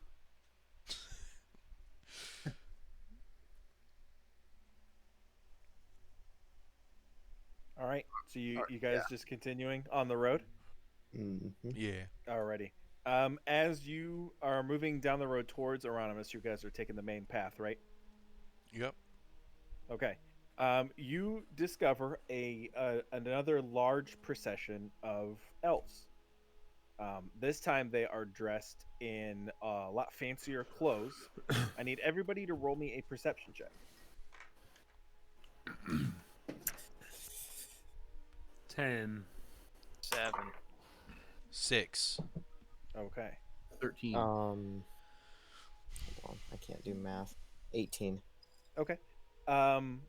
Sketch and Hoyros, you guys actually recognize some of these as just like random faces from the party, the wedding. A lot of these people seem to have made this large gathering of high elves, and they appear to be walking around a large like outcropping in the off to the side of the road. Like they're walking. If you're going northwest or northeast, sorry, they're coming southwest. So they're coming the opposite direction of you, towards the city of Hearth, like towards where you guys came from. And they recognize some of them? Sketch and Hueros recognize a few people from the wedding, and appears that they've maybe bumped into this procession and have joined it in some way. I think I recognize some of those guys from the wedding, mate. So, Why are they going back to the city? I don't know. He just keeps drinking. We could ask them. We could go up and ask them. Someone want to yell at them? I feel like we should leave them alone. Why not? You scared? Yeah. Why As not? you're having this conversation, you can hear what sounds like someone shouting in another language, like over top of the crowd. Maybe they need help. What's the language? I was gonna say, who here speaks? So what language you? So you would recognize this? I think. Are you the only one that speaks Elvish? I mean, I speak Orc and Elvish, yeah. And Common, right? Yeah. Yeah, of course. So yeah, you would recognize this as Elvish speech. Okay. And he's just kind of There's a male just kind of shouting over the crowd. You're not able to see the person, but yeah, they're just kind of like directing or kind of yelling. Okay. In some way. Just like kind of getting people, like, telling where to go? And no, it seems a little bit more like trying to find the word for it. It seems more preachy. Octavius wants to go kind of investigate a little more. Okay. All right. So do you walk up and just kind of join the group a little bit? Yeah, just kind of listen in. I mean, I know I'm a half orc, but at the same time, like I understand what they're saying, so I'm just like listening intently.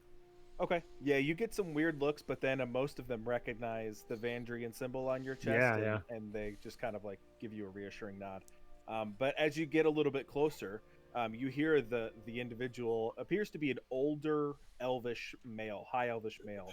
He's got long silver white hair, completely clean shaven, and he's got like this white robe with a very intricate silver belt that appears to have like jewelry and sparkles encrusted in it. Okay. And he doesn't have any shoes on. And he is screaming, "There is but one divine law in the world. Divine law. The whole of nature is subject to that law, the whole of earth and everything that lives on this earth. Thus, all drow are to be damned. And close is the day of wrath when fire will pour from the heavens to destroy them. Then down will come the walls of Hearth and Malara where those pagans are gathered to hatch their intrigues. Those walls will tumble down. I admonish you, all of you good and pious people, don't believe the darkness of Lolith, and do not turn to our dark brothers and sisters for aid. Be beguiled neither by their promises of legend or wealth, for I verily say unto you that they are like white marble graves, with beauty on the outside, but full of petrification and rotten bones on the inside." and he's just like shouting over this crowd of people. Interesting. Oh shit. What's I he guess. saying? Well, I just that's a good question. How does, like, so I grew up in Malara with these high elves.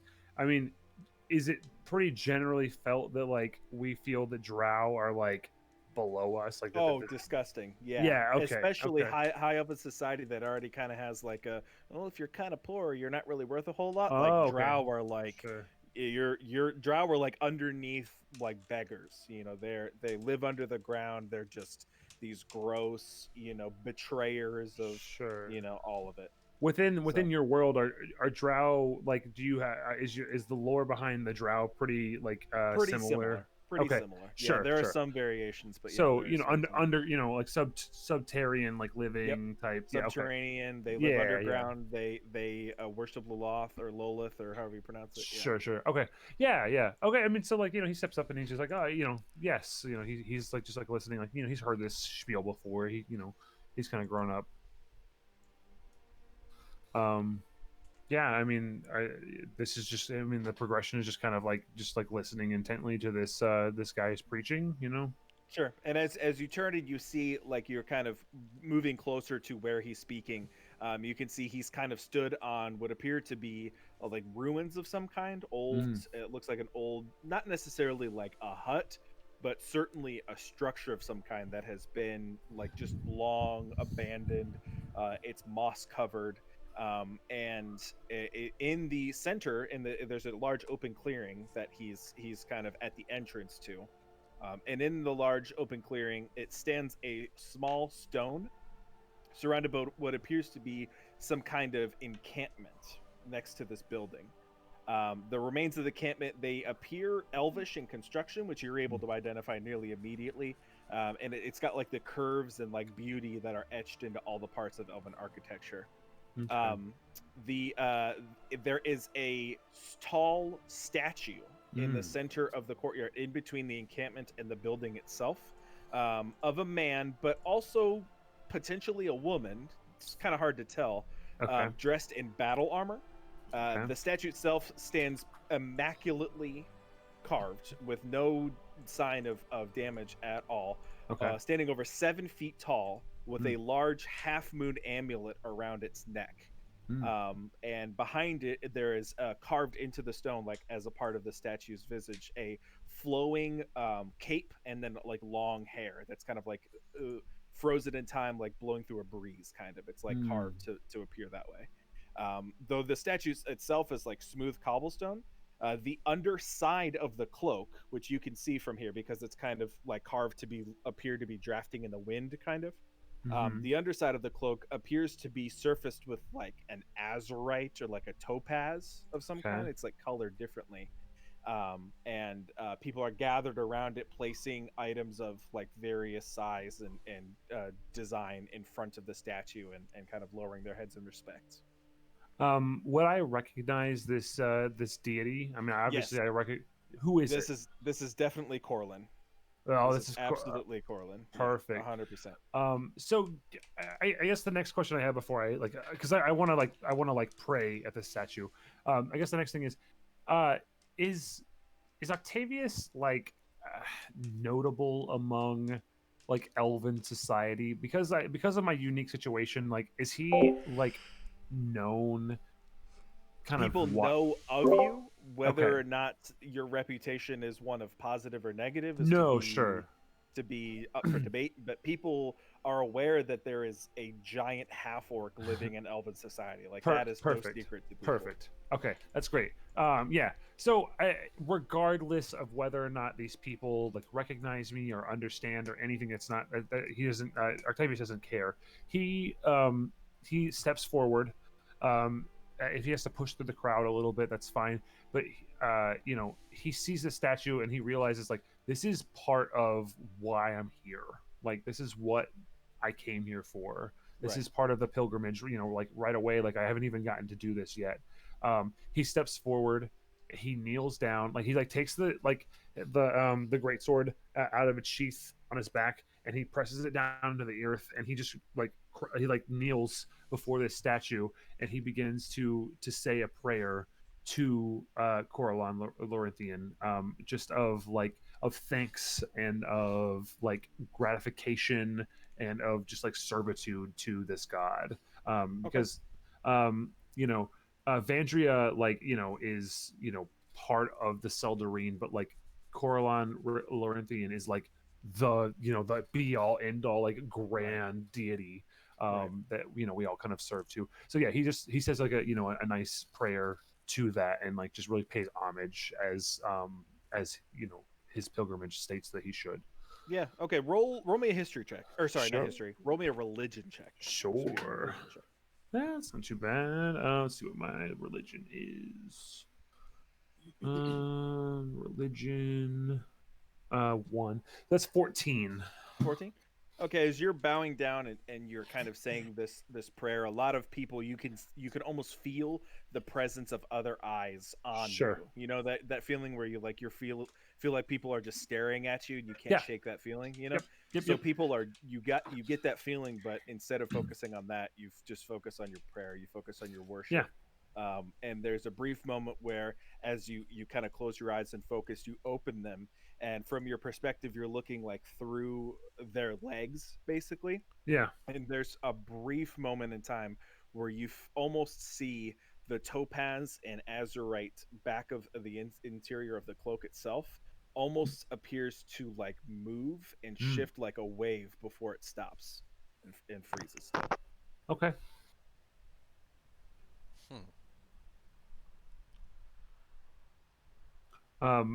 Do I feel like I've had any sort of like, I don't know, like spiritual connection during this prayer at all? It's certainly unusual that you would experience. So you've never experienced any kind of like presence from a god, anything like that before. You know, this is kind of the first time that you've really, outside of your worship to Vandria, experienced like an outside force kind of impacting you. Sure. So you felt maybe not necessarily a connection, but that at least you were recognized. Like your prayer was like, you know, it was at least seen. Sure. Yeah, I guess Octavius is not expecting that he's going to be granted anything from this. This is just like he, you know, knows that, you know, amongst this entire Seldarine, that, you know, we all pay homage to Corellian, and so like, you know, it's just a respect thing. So it's not like it's not that he's expecting anything. It's just that he wants Corellian to like understand, like, hey, listen, like I am paying respect as I should to you, because I recognize what you've done for all of us. So okay, yeah, no, of course. Yep. All right, cool. All right, he feels satisfied with that. You know, he says his piece. You know, he does his prayer, and he stands up and he walks away and goes back to the group. All right, what are the rest of you guys doing while this is happening? I'm kind of just looking at him all funky, wondering what he's doing.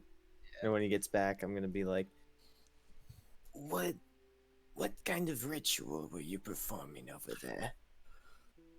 So, as part of the pilgrimage I must do, our religion has placed statues of the Seldarine, the pantheon that I worship, amongst you know, throughout the land, and it is part of every knight of the Vendrian Order to travel and to visit these statues as we come across them, in order to just say our thanks to the gods that gave us everything. And so that was my homage to Coralon Lorenthian, the, you know, grand deity of the Seldarine, who I follow. Well, you and I have very different opinions on spirits, that's for sure. Understandable. I do not believe that, you know, like, I do not dismiss anyone else's beliefs. This is just what I believe in. It is what my family has believed in. It is a tradition and a culture. And, you know, I believe I've displayed some abilities I've been given as a result of that belief. You know what I believe? What is that? if you get Flying angry, puss. Oh, sorry. if you get angry enough, you can kill a lot of people. I That- For me, Gargle, I cannot wait to see your combat prowess. I have a feeling that you are unparalleled. definitely not bad. Yeah, definitely not bad. He is more like a granite stone that the enemies hit while we kill them. Hey, I have a nice shiny sword that definitely has killed a few things. You know what? I bet Sketch has killed more people than you, Gargle. It's probably true. I think I have. Yep. Nods his head in agreement. Can we go? Can we move on? Face it, you're weak sauce, mate. Yoink. You want to fight, mate? How about we move on with our quest here? Those fights. All right, you guys just continuing forward Yeah. Can I look for berries? No. on our ride. You can, yeah. So as Yes. as you guys mount your horses and you begin to walk, Octavius, you kind of just observe the crowd. Yeah. You recognize also now that you've kind of taken an opportunity and looked at some of the people that are here. You do also recognize some of the people from the wedding, but you actually recognize some people from Elahana as well. Just random citizens that you have encountered, walking down the street. You're like, hey, that's that guy I saw that one time at that restaurant. You just recognize faces. Not anyone that Sure. you're able to identify, but you're at least able to like recognize faces and go, I've seen you before. I kind of know who you are. Some people look at you. Those same people that you recognize, some of them look at you and just kind of shake their head and nod and out of respect. But you do get a few that will like look up at you at the horse and just kind of like curl their lip at you and kind of shake their head and whisper to their partner or something like that. Yeah, I imagine that even despite the fact that like I was the adopted son of like a great lord, that I'm like not very well accepted. Like I mean, like I imagine growing up, Octavius was never really accepted until he really made it into the Knights of the Vandrian Order, where it was like they didn't really care as much. But like Right. I break a lot of protocol. You know what I mean? Sure. Like, Yep. Sure. Okay. For sure. Cool. All right. So you guys are going to continue on. You're going at a normal pace, right? You're not hauling ass. Everybody's kind of traveling at a casual pace. Okay.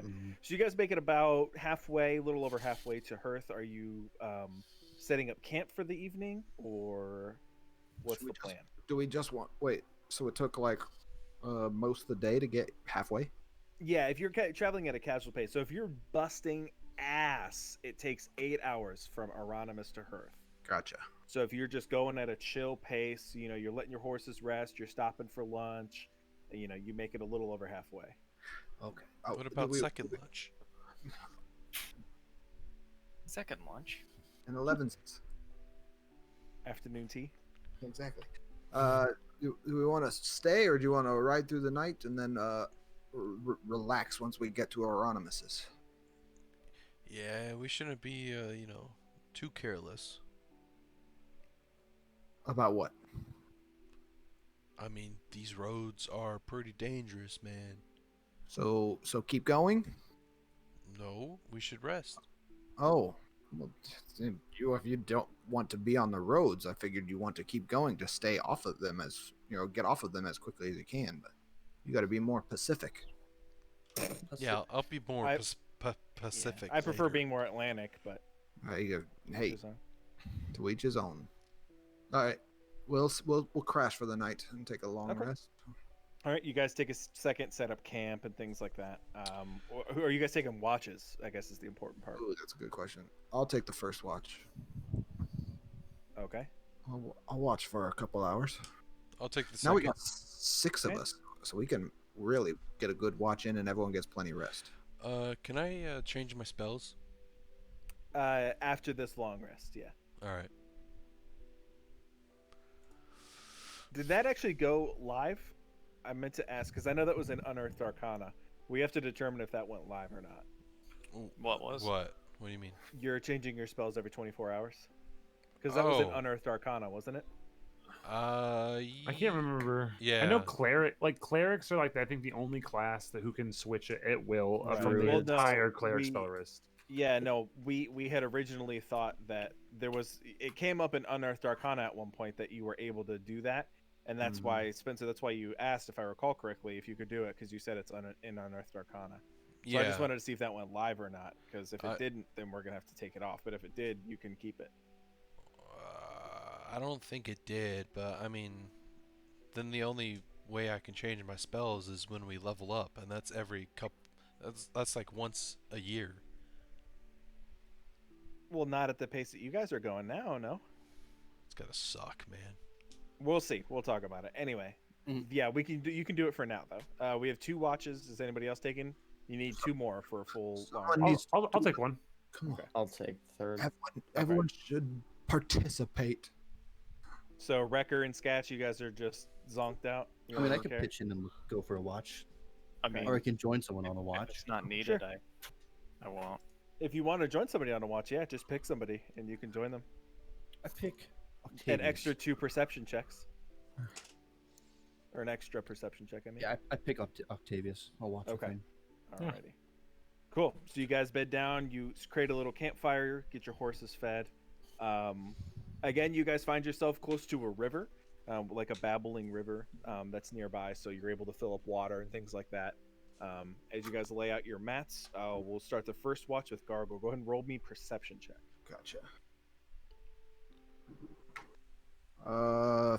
15. 15? Yeah. Okay.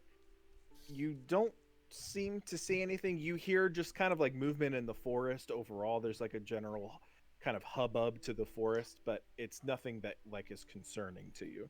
You don't hear anything terribly out of the ordinary that you're able to identify as like a threat. Gotcha. All right, next up is Poro, right? Yeah. Okay. So go ahead and roll me a perception check. 19. 19. Okay. So you find yourself leaning up against a tree. What are you doing just to kind of occupy your time as you're doing your watch? I don't know. Just kind of mindlessly twiddling your thumbs, observing. Yeah. Okay. Yeah, you just sit there, you pick some grass, and are playing around with it. And then in the distance, you hear.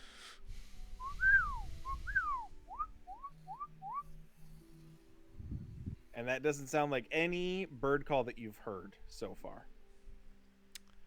What did it sound close? Maybe 200 feet from you, 250 feet from you. Do we It still have appears- a fire going? You do, yes. All right, I'll put out It's the fire. yeah. I mean, it's on its last embers at this point. It's dying after Gargle's watch and your subsequent watch. It's pretty much embers at this point. Yeah, I'll use prestidigitation to snuff it out. Okay. Yeah, you snuff it out real quick. You wait in like perfect silence for 5 minutes, and then you hear.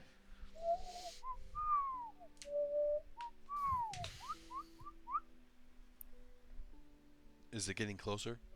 It does not appear to be. It appears to be the same spot that you had it last time. All right. I'll wait a bit longer. Okay. You wait a little bit longer. Roll me another perception check. 14. 14. You see in the distance, moving through the moonlight, because it's slightly cloudy. It feels like there's probably a storm that's going to come through within the next couple of hours into the evening. And as it moves closer, you can see with just the bit of shade through the clouds, a large, pretty imposing figure moving not towards your direction, but parallel to the river, to your northwest. Okay. In the direction of where it's coming from. It appears to be quadrupedal in nature. I'll just watch it and Okay. see if it gets closer. Okay. It moves away and then moves into like a large, covering of bushes and trees and then disappears. And then maybe another 5 or so minutes go by, and then closer now you hear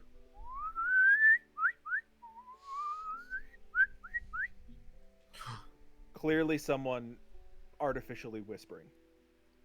Or sorry, whistling, not whispering, excuse me.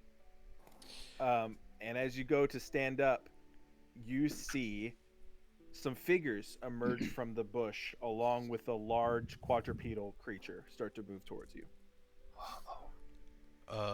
That's that's when I'd start waking everybody up. Okay. You begin the process of waking everybody up as the large creature comes into view. They're maybe about 60 feet from you. You can see that it's a large gathering of humanoids, and an owl bear is the large quadrupedal creature moving towards you. So are we all awake now? Oh yeah. He's in the process of kind of waking everybody up right now. Go ahead. You can RP that. I'm going quick, bro. I'm just smacking everybody on the face. You smack catch. Yeah. Who's there? Gets up, he's pointing his gun at everyone.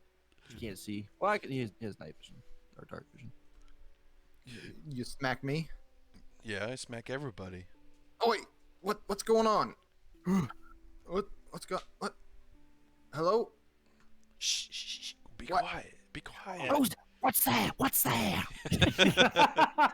As the lumbering owl bear moves closer to you, you can hear it go.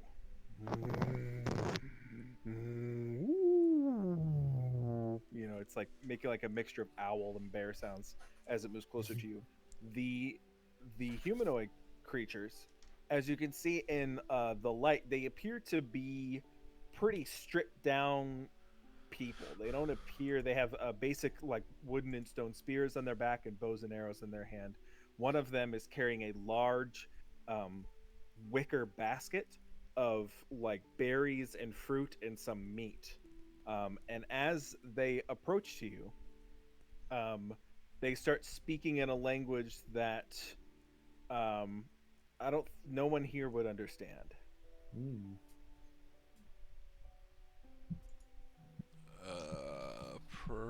I mean, What are they? They got a beast with them. Maybe they're one of those beast catcher people. Is this our food for the night? What? Poro, roll me a history check. all right. What if they're the dereliction of Orcus peoples? That's a 2. 2? Yeah. Okay. Yeah. All right. Do you think they're part of that dereliction of Orcus? Are they looking at us? They are. Yeah, they're maybe 40 feet from you. They're not approaching anymore. They saw you all get up and point weapons and like get around, and they've stopped. They're not approaching. Well, speak to them, leader. They might be cult leaders. I don't know. Well, they're a cult. The dereliction of Orcus were just a collection of people who were hunting down at creatures and capturing them. Yeah, Remember? that's a cult, man. Or just hunters. That's a cult, bro. Yeah, speak to him, leader. Come on. Yeah. He smacks Gargo's butt with his gun. Ow! All right, I'd take a few steps to the front of the group and say, "Hello." Ich leben ein Fucker. I think he just called you a fucker. I speak in both. I say hello in Dwarvish and Gnomish as well to see if they understand that. Aber ist nicht. Do they not understand common? I look around. I was like, they don't speak me. They don't speak. What do we do? I'm gonna look around and see if this is like a distraction. Okay, roll perception check. Ooh. 17. 17. In the moonlight, you're able to see in the distance another bipedal creature, humanoid creature, that's further off in the woods, but they appear to be small, like child size. Not anything that like would really be a threat. It's either like a a gnome or an unarmored dwarf maybe, or a child, but somewhere something tiny that's very far away from the action.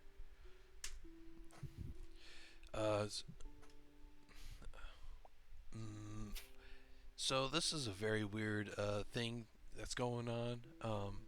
There's a As you speak, they turn and like address you directly, and they start speaking. I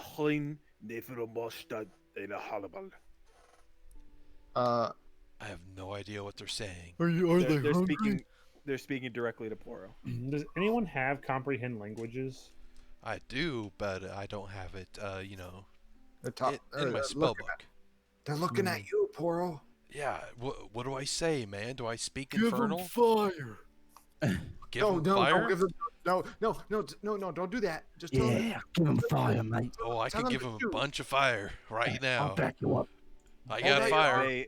The one in the front starts to walk towards you, and he sets his basket down and slings his bow over his shoulder, and walks towards you with his hands in prayer formation, in front of him, just very slowly, casually, not oh please don't shoot, but just normally walking towards you. Well, if he slung his bow, that means they're friendly. See, look, he's not going to attack us. Yeah. Maybe he wants to try- He approaches Poro and extends his hand, and inside of it there is a small red jewel. I'll take a look at the jewel before snatching it. Okay. Go ahead and roll investigation. 18. No, wait. Okay. Bonus. No, 17. Sorry, I thought I had a 17. +1, but I don't. You examine it. It appears to be a very, very rough, uncut ruby. That's not terribly large, maybe about the size of a $50. And they kind of bow very respectfully to you, and the individual says, "Kin Ellis."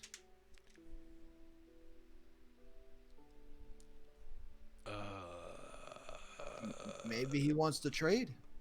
He turns to the rest of the party and, in very broken common, says, "Red Prophet."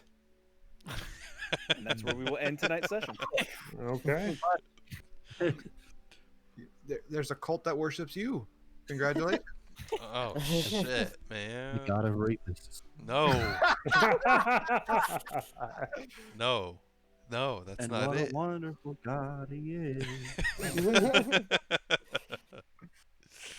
That's not it at all, man. Could be. No. They're a big fan of your work.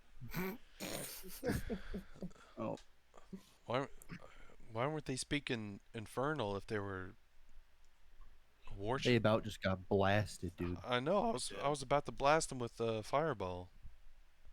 You should I was just. just talking about a campfire because they Oh. look I'll say fireball. I'll say fireball. Yeah, me too. I thought you were gonna blast him with a fire. no, I was teach him a skill. Fire. teach him something. He doesn't even cock it. I don't know why I make that sound, but Are we gonna do that Halo or take a break? Yeah. Take a 10-minute break. Yeah. I Thank was you guys gonna, for playing. yeah. For DMing. I was gonna make a sandwich, and then Tyler, I have Warframe downloaded. Unless you guys want to do Halo, I think I found Jenga. We should definitely do some Halo. Okay, all right. Oh, I'm gonna make us some food, and then I'll be back. I sent you something spicy, Yes. Pat. What, Ben? Thank you. 4? Oh, just for DMing? Yes. Oh yeah, dude. Aw. If I could, I would bring you snacks. No, I know. Sorry, I You don't can always talk order too me much. food. Okay, My all right. name got is, it. I can drop my address in the sales chat, and you can order That's me fine. food. That's fine. I'll give you a pizza. That's fine. You got I am your a very family over, bribable Tyler? dealer. Well, no, I said sorry I don't talk as much as Scatch usually would. I meant my folks, so I can't really say what. I can't really speak. Oh, you rotten cunt, mate! Yeah, that's what I want to do, but I can't. He would be doing that constantly, but I can't. But I sent you something spicy, Pat. Oh, I finally got to it. Oh, were you doing this the whole time? Not the whole time, but in the beginning. I need access. Oh. I'm You gonna draw write- something? No.